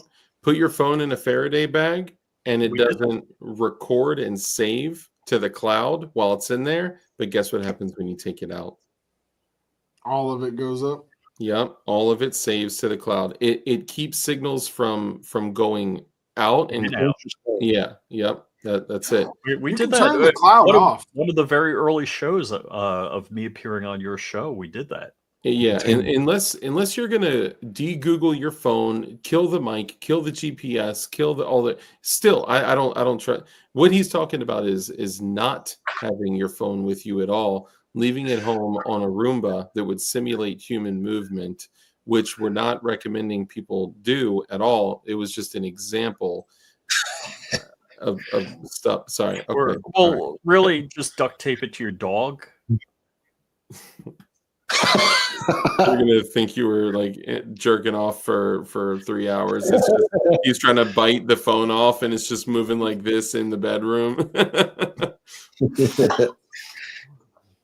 Oh man! All right, Rich. I know you're crashing, so I appreciate you coming on. Got it, guys. Thank Hey, you good, for the, good chilling with all you guys. I really want to Thank talk you. about munitions, and definitely when you're in my neighborhood, we got to get together. Yeah, are you going to SHOT Show, you guys? Oh yeah. Yeah. Yep. I will see you guys there, man. Yeah. All right. Nice, cool guys. Cool. All right, Rich. Thank you for coming Very on. good. Appreciate you. All right. See you at Costco, Rich. Red Dawn. Who wants to go first with predictions? Then we'll wrap up. Mud, Red Dawn. Who wants to go first? I mean, dude, you laid out the list. I agree. I want to talk about the weather stuff, because if we have attacks, I forget what date this thing is supposed to drop. Like, I don't know how they predict weather this far out. It's not a hurricane, but I don't know what's going on. They predict because they control it directly through, So I think it's like the 9th through the 12th, something like that. 9. Hold on, of 12th. January? Yeah. Oh, that's not Is that good. that storm coming through? Yeah. Yeah. Yep. You know, they literally do that, obviously, through HARP. Everyone knows that the government controls the weather through HARP. It is not a secret. It is not some crazy classified thing. It's just something that they do. But also, by simply putting metals in the air, they can control it. How do you think it rained in Vietnam for 17 months? Because of the Joe Vaucu says HARP is fictional. I think there's something besides HARP. I think HARP is like the Fort Knox of the weather. Like, I feel like it's like, just look at HARP and everyone's, like, I think that you always, bro, if you're smart, you always are like the Area 51. Meanwhile, everything is over here. There's a reason the name is so don't look at never. This hand. Don't look at this hand. Don't look at this hand. Yeah. Yep. Yeah. But the technology is there. Like Joe Vaughn said, I think, haven't we admitted it even as farmers, like that they use cloud seeding for the crops to help a little bit? Yeah. Yeah, they also use planes to destroy grain factories. Yeah, exactly. I mean, you guys saw that, right? Like, over the last 4 years, there's been like literally a dozen small airplanes that flew directly into processing plants, grain processing plants, like General Mills, grain silos. It's like destroying fires. Yep. Yeah, chickens have to kill all your chickens. Bird flu. You got to murk all your chickens. Food. It's like, man, it's bugs don't get diseases. We just eat those. Yeah, right. Safe in Dubai too. I think someone came in here, heard us talking, and was like, later, dude. Nah, Dom BTG is good, dude. Okay, Dom. I didn't know. My bad. Nah, he's one of the brothers. Bad soup. I appreciate you all being here. Thank you. Okay, yeah. So, is there anything that you guys disagree with what I said? I don't want you just yes man and me. No, I mean, I think the only thing I would add is, go ahead, Dawn. I was just gonna say this weather event could lead to a grid down situation in conditions that most people are not accustomed to. and then you could factor in the perfect storm of an analogy, like the movie, where you have attacks, you have grid down. This thing can change on a dime. So That's like, literally what. Yeah. yeah, Sorry. Go ahead. Go ahead. OG, bro, be prepared. Like Yeah. freaking, bro. I'm sorry. That's I'm not trying. I'm like, yep. Oh, which Yep, I mean, yep. we're like, Dude, it's because we- that is, it's like, remember that time that we did our last show before everything popped off, and we were talking about the dude. First off, okay, so how can we translate this to value to the viewer? Okay, how prepared are you? How prepared are you? Do you have cold weather gear? So Do you have cold weather shelter? gear, but the number one thing is have a tent, because you And can set up a tent don't kill inside of yourself. your house. Don't kill yourself with fire inside your tent or inside your house. Have ways. Did you know? You know the little propane tanks? Did you know they have attachments that you can turn propane tanks into torches? Yeah. Oh, Bro, really? that's like the makes best sense. $14 you can spend. Of course, it's like Glowy's on the channel for sure. You guys are over the target. I don't know. So welcome. That's why we literally use the term Glowies here, because everyone is a Fed. Hence the Kim light glow stick over there. Anyway, so the thing that I found. First off, I don't know how I didn't know this, but I got a bunch of the small propane tanks and stuff, right? And then I saw at Walmart for like $14. It's one of the little screw-in things that you screw into any propane tank, any of the smaller propane tanks, and it turns it into a torch. So you can click it, hit the hold button, and literally use it to boil water, to do, to cook, to heat a room. Obviously you need ventilation when using any kind of thing like that, but for sure, don't kill yourself with fire, because bro, if you have a tent and you have no power, you have no heat, you're in your home, put that tent in your living room, have everyone in the tent together, because your body heat and everything. Have emergency blankets so you can wrap those around you, and it'll insulate your body heat. Take a freaking hot as you can bath, even though when it's that cold, bro, even a hot bath will be cold instantly. But also be careful with quick, that too, because you could get chills and freeze and everything else. But don't do that. Turning your oven on and leaving your door open. Don't do that with your oven. Don't mistake with what Red Dawn just said. As I just want to add this one thing, he's not talking about blankets that you use in an emergency. He's talking about actual emergency blankets, because they are specifically designed to reflect heat back to you. And in an emergency situation, you need something like that. I carry one with me every day in my medical kit, because you sometimes need to apply that when someone's in trauma and losing blood, to keep them warm as well. But you definitely should have those, and wool blankets, and a tent. And you need to be able to build that stuff in your house. And cold weather gear when it comes to clothing as well. And also remember that if you're not as blessed as some may be to be in shelter, like in a home, if you are outside, remember, Mother Nature is big and greedy, and Mother Nature steals your body heat from you. So if you are lying on any kind of shelter on the ground, she will take your heat. All right, she's a big beast, so she will take your heat. So you have to set up that's why there's a bunch of mats you can lay down. You can lay down a bunch of prairie grass, straw, like whatever, just more stuff to get separation between the earth and you if you're in a tent and outside. And start stocking your fire supply now. If you have a wood burning oven, if you have a fireplace, like, don't get to the end of the day and it's cold and you're looking at the gas station to get a bag of wood, bro.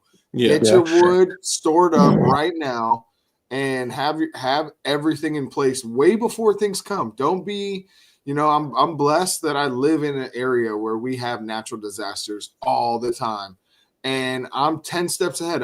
When everyone's at the store buying stuff, I'm putting mine up already. Like, don't be that last minute guy. And remember, we've talked. Sorry, Mud. I'll just be real quick. We've talked about this several times.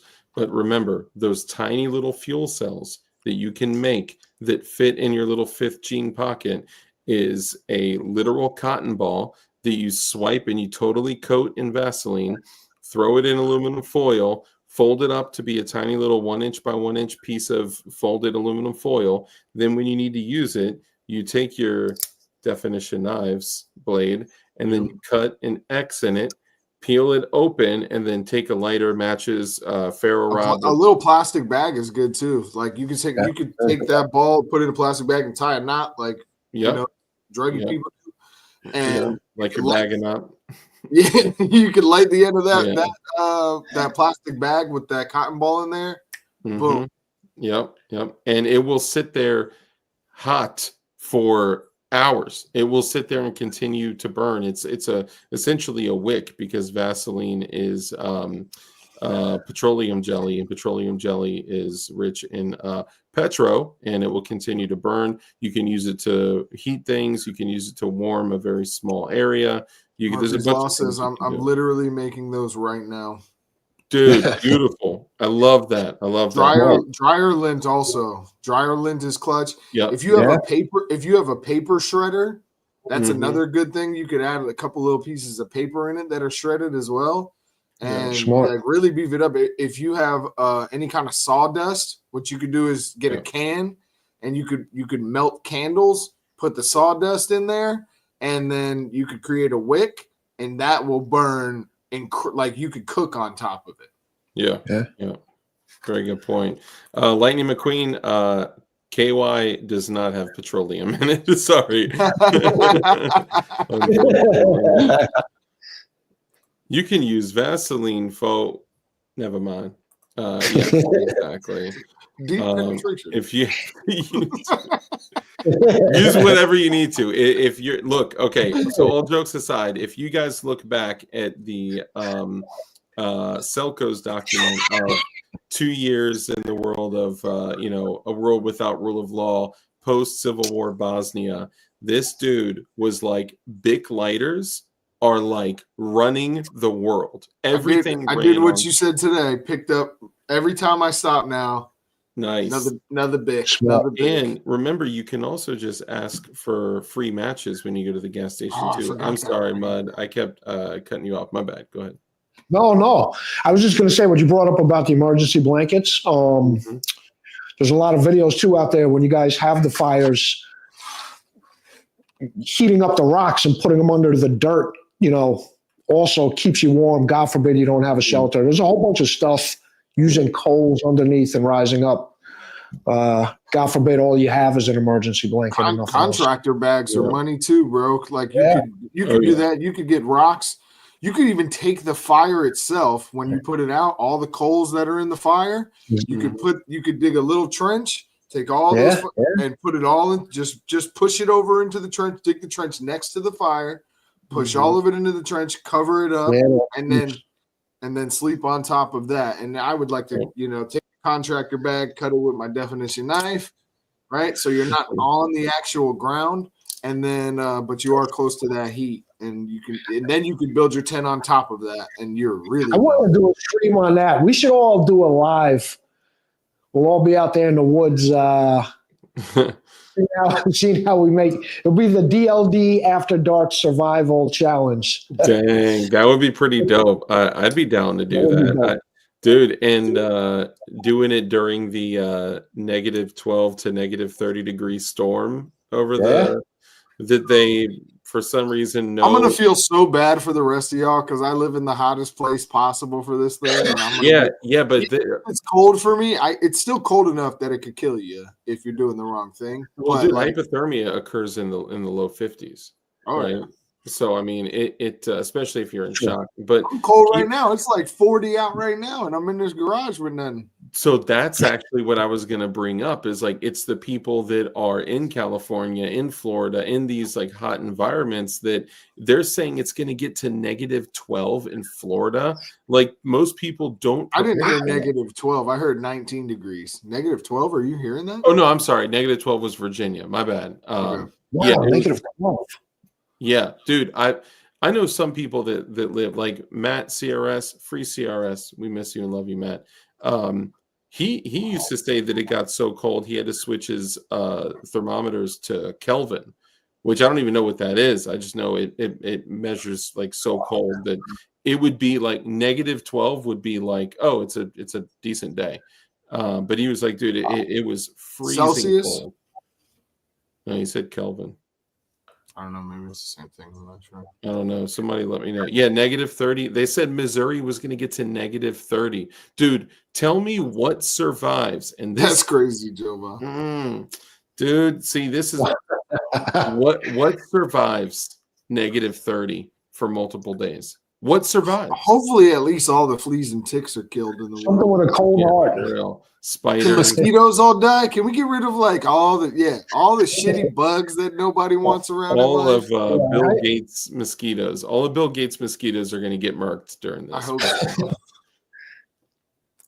Kelvin crazy. abbreviations K, less commonly called the degree Kelvin symbol, standard international SI unit of thermodynamic temperature. Okay, so it's just a different version of Fahrenheit and Kelvin.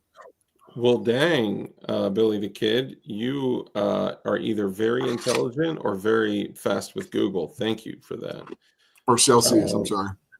What do you guys think of all these dudes who are afraid of their own shadow because feds? Lots of folks I know are too scared to even meet up for a barbecue right now. Well, Whiskey Bravo, you just outed yourself, you fed. I'm just kidding. I mean, don't do illegal stuff. That's exactly. I'm down to have a Fed on the team, and I ain't doing nothing illegal. He might have a good paycheck and be able to stock up on goods. He may also have an inside connection. If you're a Fed and you like law-abiding citizens who want to keep their community safe, hi, welcome to the team. Nice to meet you. It's your boy. Yeah, I mean, look, the rule number one is don't do illegal stuff. And you know what? Not too long ago, I've been known to make mistakes here and there, you know what I'm saying? Sure. But I learned from those mistakes. And but look, I mean, if you had a Fed on your team, what would be your he was like, dude, you were like, okay, cool. What would your first thing you'd be like, hey, can you get I know what mine would be. But that's breaking the law, right? It's like, you know what I mean? Not necessarily, no. Like if you're asking for an illegal object, yes. But if it's like, hey, do you guys have access to nods as Feds? Let's back up. I get a set of nods. You got a set of nods. I got my nods, bro. I got my binos. I'm good. I know you do. I need a full power laser, Mr. Feds. That's what I need.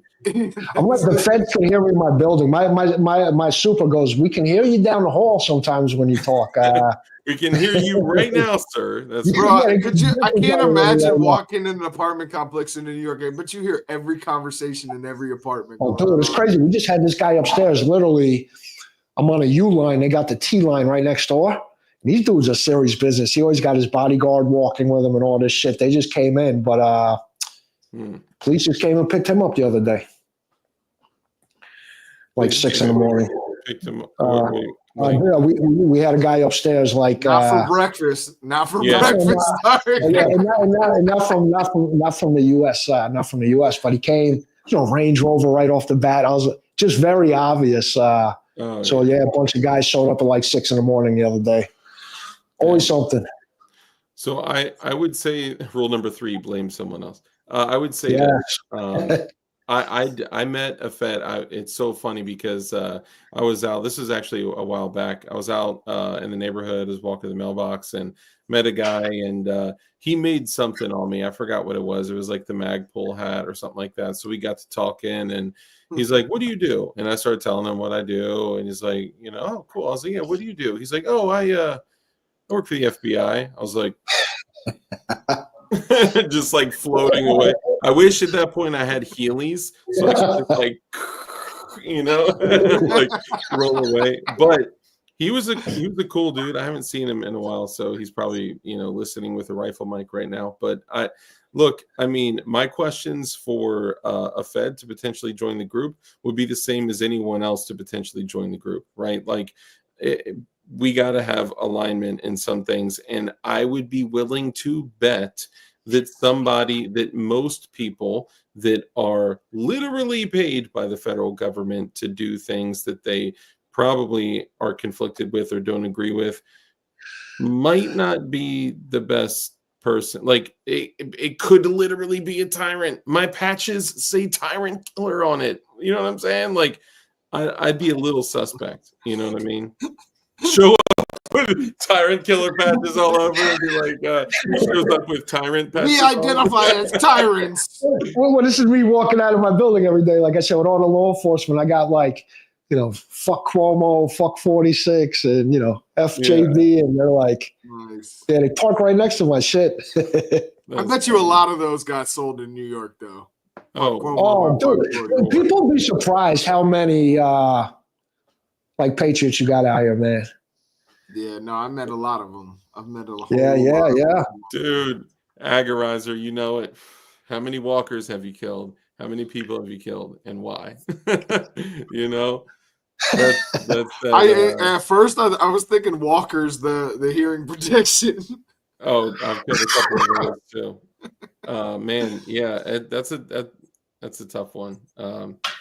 Anybody that not only is the boot, they're part of the lace of the boot. So here's the deal with police, law enforcement, even military. It's like what's the best way to say this? It comes down to the individual only and what their core beliefs are and their values. And I've found that a lot of people they've already transitioned out of law enforcement, military, and stuff like that. You know what I mean? Because, dude, yeah. But those are also going to be the people that if things do go kinetic and do go crazy, and half law enforcement is just like, I'm out of here, I'm not turning my gun on my people, right? The other half are staying, not even for checks, probably just for food and protection and stuff like that. So it's like, I don't know. I think half would stay. I think half would stay at least. Yeah, at least maybe more, depending on how they've been funneling them. I think geographically it also depends where you're at. I think you'd have a high percentage stay in some of those cities. Where you're at, I think a lot of them would stay. Yeah. Bro, I'm telling you, the last place on earth I'd want to be, well, probably besides North Korea, is New York. Dang. So me and my buddies, we had this conversation, and we'll continue it. It's up to you. But this is what I was telling my buddies, and I agreed with everything you were saying, Red Dawn, as far as bugging out. But even as me as a New Yorker, I feel like for us to haven't already got out of here, like you're fucked. There's no bugging out. Like traffic on a normal day, even if you have a point B, like you're just done. You just got to try to survive as long as you can. Unless you're the first to move. Like, unless you're out of your house in 7 minutes, you got to be out. But that also goes to the fact, like, most people, too, where we're at, like, the wife is working in the city or the kids are here. So it's like, she would have to pop off at the perfect moment when you're with your family. So, I think for city, and like I said, I'm a city guy, but I think we're fucked if shit was to really pop off. I mean, what's traffic like in the middle of the night, too? Packed all man. night. Dude, some of these cities now, like I grew up in, like even a little city, like, I grew up in White Plains. I've been in Yonkers almost 30 years, but it'd take you a half hour just to get out of downtown. I'm going to have to, I'm sorry. Peace out, Mike. Joe Morris, we love you too. I'm going to have to add one little caveat to what I said. Let me say this. If you are currently in the military, if you are a current law enforcement officer, agent, deputy, whatever, what I said was not a direct, it was not directed disrespect to you. And here's what I mean. I do not have any hate in my heart for anyone that's law enforcement, military, whatever. What I'm talking about is bringing somebody into my mag, to my sustainment group, to the group of people that I would be depending my life on, bringing somebody in that in an SHTF scenario where perhaps the government was at fault for doing or didn't stop from happening or whatever, would I want a government employee to come join my group that I'm depending my life and my family's lives on? That's what I'm saying. No, not necessary. So like military, sure. I'm not saying that everyone that's in law enforcement and military, or that was in law enforcement and military, or that is trying to get into law enforcement. I'm not saying that, any disrespect. I got nothing but love for you. You're a child of God. Nothing but love. I do prefer veterans in my mag. I do personally. Yeah. I'm just saying, conflict of interest, right? That's what I'm saying. It's thank you. See, baptized in fire is just like 3 words. Boom. I mean, some of them though. I met some based ones, dude. I was just shooting with ATF, dude. I told you about. Like it's like being like, how can I put this? That like, dude, just because the high power, it's like the government kind of like. I'm sure not everyone. Yeah, there's good people and bad people and everything, but the top is controlled by super evil forces. DLD is a Fed, ATF. All his code end up in prison. Yeah, you caught me. I'm in the CIA, TFBI. Yo, if Dark's a Fed, he's the worst one, boy. He's selling them. I'm selling all the. He's about to get fired. Well, then, no matter what, there's always going to be like, well, yeah, but that's why you, or that's why you don't, or that's why you do, or it's like in court when they're like, he used Full Metal Jackets because of his negligence or he used jacketed hollow points because of his thirst for blood. Like, no matter what, if they say you're a Fed, you're a Fed. Well, lawyers might be the worst of everything.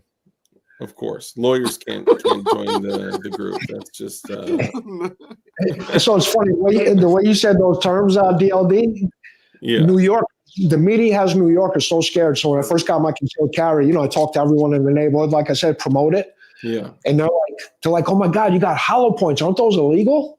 And I'm like, you're supposed to like use these. Yeah. This is self-defense, but it's the brainwashing that 80% illegal. New York, hollow points are at the Geneva Convention. They are in Jersey. Step 1 foot over the Jersey line, and they are literally illegal. I didn't know that.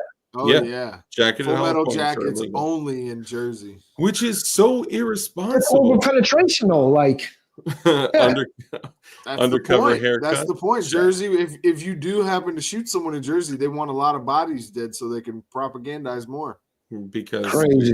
They want you to increase your liability.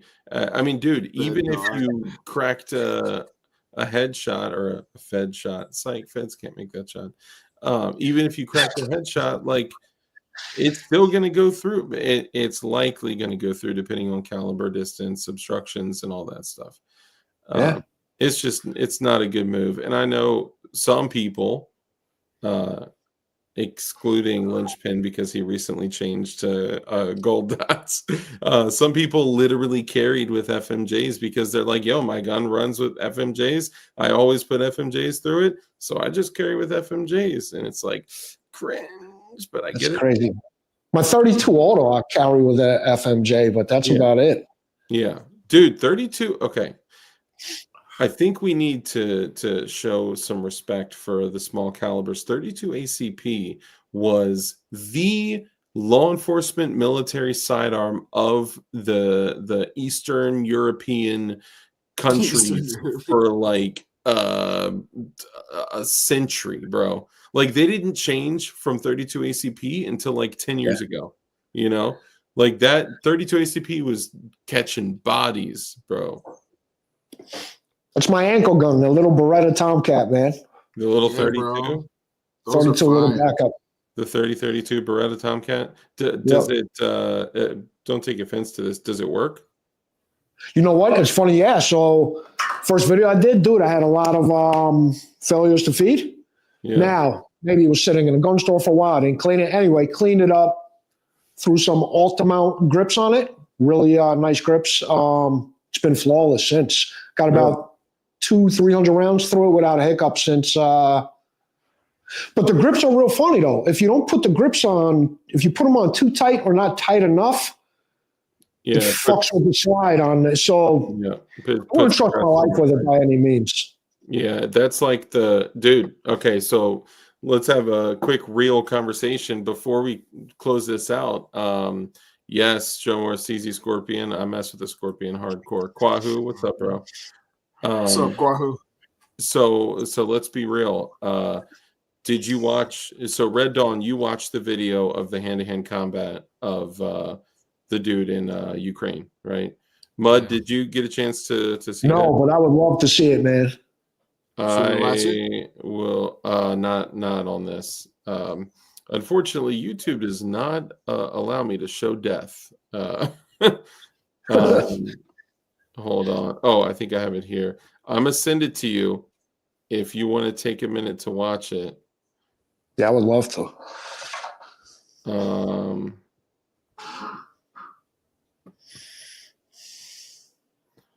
It is it's a few minutes long. I could watch him and jump off. So essentially this dude likely would have been alive if he had a sling on his rifle. A. B. Either a sidearm or a backup gun that he could have easily accessed on his kit. That's what I told Fish. I said, bro, in and around certain structures, the sidearm is sometimes just better. Yeah. If someone bum rushes you and you have a pistol drawn to your chest already here, it's literally, there's just so many ways. Well, dude, to imagine top someone with a pistol, bro. We say, I mean, we've had this conversation too, where we talk about like, dude, you need to be sub 1 second, draw the first shot with an alpha, right? If this dude, because he literally dropped his rifle and then he threw a grenade in the structure, he went up against the it was a brick concrete structure. There was a window right here to his left. And then to the right was the line of the structure going to the door, right? Now, when he threw the grenade in there, the dude came out with his long gun, and he rushed him with his long, with the dude with the long gun, rushed him, grabbed it, knocked it out of his hands, and they started fighting. His long gun was back over there because he didn't draw a pistol, couldn't draw a pistol, whatever. I don't think he had a pistol on him because when he dropped his rifle and threw the grenade, he had to go right to hand, and then the entire video is them trying to kill each other with their knives. And they're literally like holding the blade. Blood is just reaching out. The dude's biting his fingers off. I mean, the whole time I was like, no, do this. Like when you're like playing a video game or something. Man, and God bless both of them, man. I think what happened, first off, the Russian soldier absolutely looked like Korean or Chinese or North Korean. Yeah. And it was brutal. It was absolutely brutal. And if he was able to just let go of his rifle with both of his hands, throw the grenade, and if he was sub 1 second to Bro, he left his rifle on the ground. Yes, idiot, bro. That's what I'm saying. Crazy. Fuck that grenade, bro. I don't care what happens. You do not leave your weapon on the ground. Even if, well, dude, look at his right hand. He was shot in his hand. You run lefty. That's why you buy ambi lowers. You do something, but so think about this though, bro. You put it running around like this with it on the forearm. Fuck your hand. Tactically speaking, I mean, he was still holding it. He dropped it, but he dropped it because he thought he could erase the problem with the grenade. But the first thing he should have thought of was, if I throw this grenade in there, dude is going to exfil that building in 2 seconds or less. Yeah. And you need to be able to match that with fire. If he literally threw the grenade and drew his handgun, if he had a handgun, and just waited for him to exfil the building, it would have been done. He would have lived. Yeah. Now, I'm not saying like, oh, I wish the Ukraine guy lived. I'm just saying from a tactics standpoint, right? We're just talking tactics here. I don't care who, whatever. The war, I hate the war, and I hate people on both sides of the war. obviously I don't hate the people, right? I'm just saying that I hate that the war even exists right now. Everyone sucks in Ukraine and Russia, and the United States should have absolutely nothing to do with any of that. We should stop funding it. We should stop sending lethal aid. We are literally begging for World War III because we won't listen to Russia when they tell us literally word for word what they are going to do. And they've done it every time. If you continue to expand NATO in our territory, we are going to, annex Crimea, and we're going to invade Ukraine, and we're going to, we continued expanding NATO in their territory, and they did exactly what they said they were going to do. It's also so blatantly obvious when the friggin' administration for the last 4 years says, hey, we're not giving them this. We don't want to escalate. We don't want to escalate. And fucking as soon as Trump takes office, they give the green light to start hitting Russian territory. It's like, how stupid do you think we are? Like, and real quick to your other point is like, on the ground, like you said, respect to both of those guys. Both of these guys on the ground, most of them are being fucking forced to fight. Yeah. And these guys are out there. It's like some, I mean, I've seen videos. It's brutal, man. Dude, so K Bauer says, I could not imagine having a sub 1 second draw to first shot. Man, I need lots more practice. So let's just really quickly, if you're talking kit, like your gun belt, your plate carrier, your helmet, your all that, you should have a sub 1 second, in my opinion, much less than sub 1 second draw to first shot with an A zone hit, meaning that you know what you're aiming at, not just, I squeezed the shot off. I could do the cowboy shit in less than 0.4 seconds, where I from the hip, hit somewhere on the target, on the silhouette somewhere. And there's videos of me doing it, and there's videos of me doing it in 1 second from hostage, which adds even more time because you're coming down, draw the first shot. But you should have a sub 1 second draw the first shot from your pistol. You should have a sub 1 second draw the first shot from your rifle, from patrol, low ready and high ready.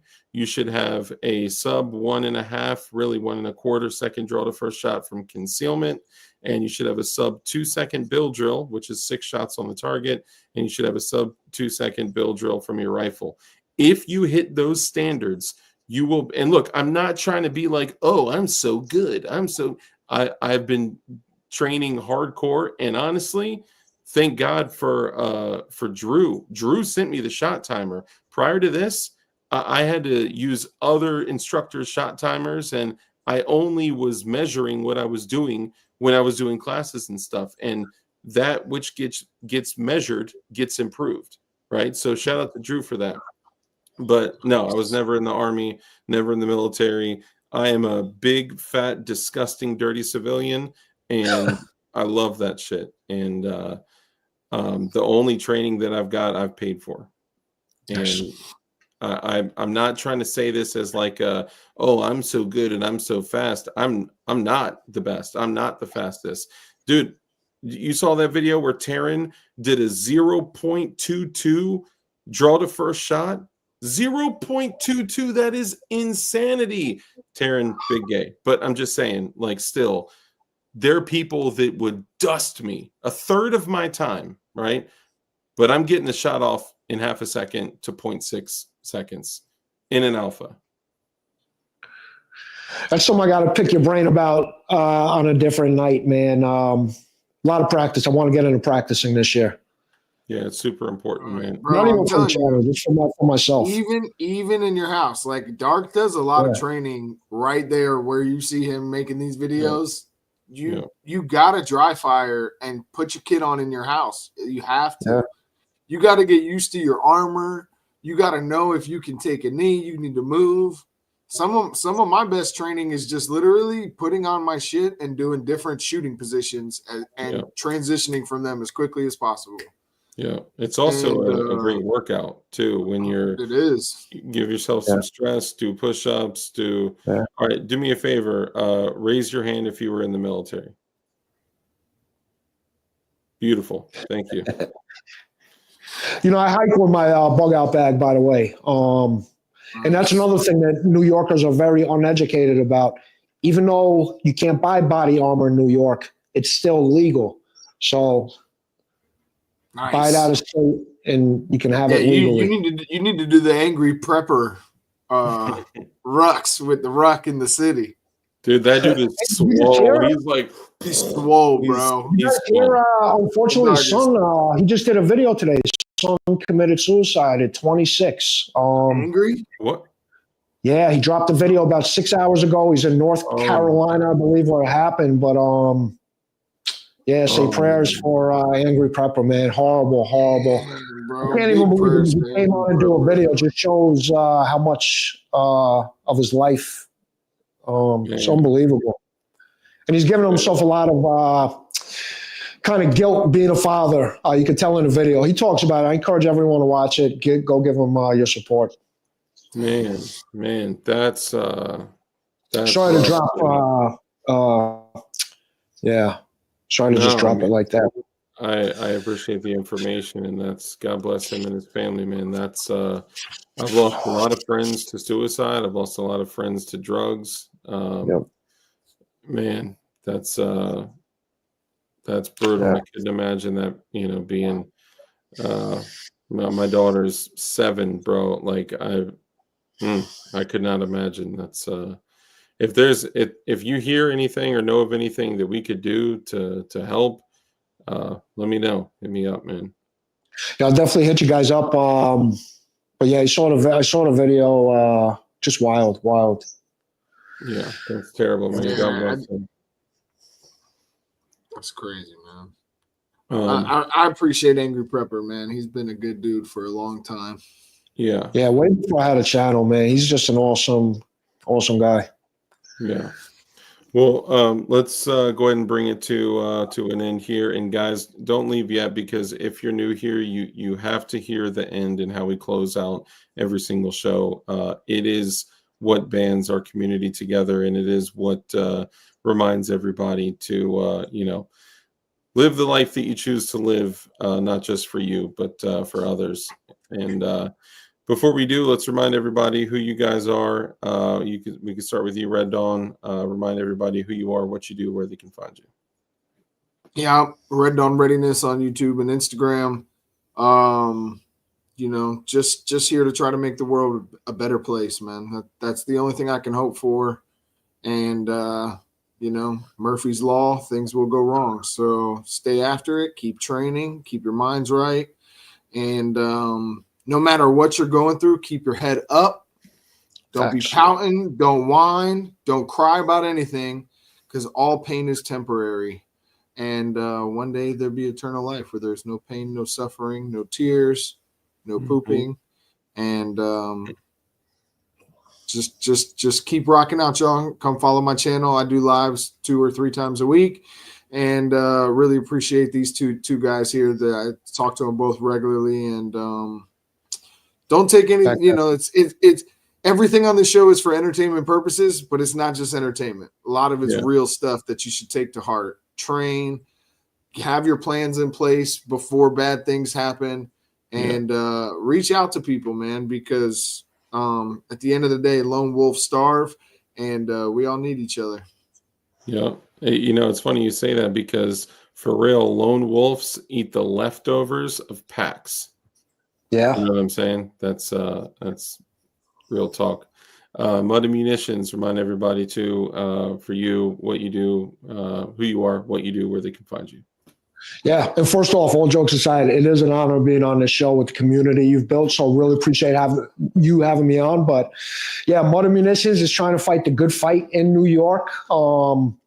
Pretty much a new channel, right? I'm not an expert in anything. And I always tell guys, come on me with this journey. And it's much more than just firearms, right? It's about what these guys speak about: prepping, keeping an open mind, looking at all the different angles to everything.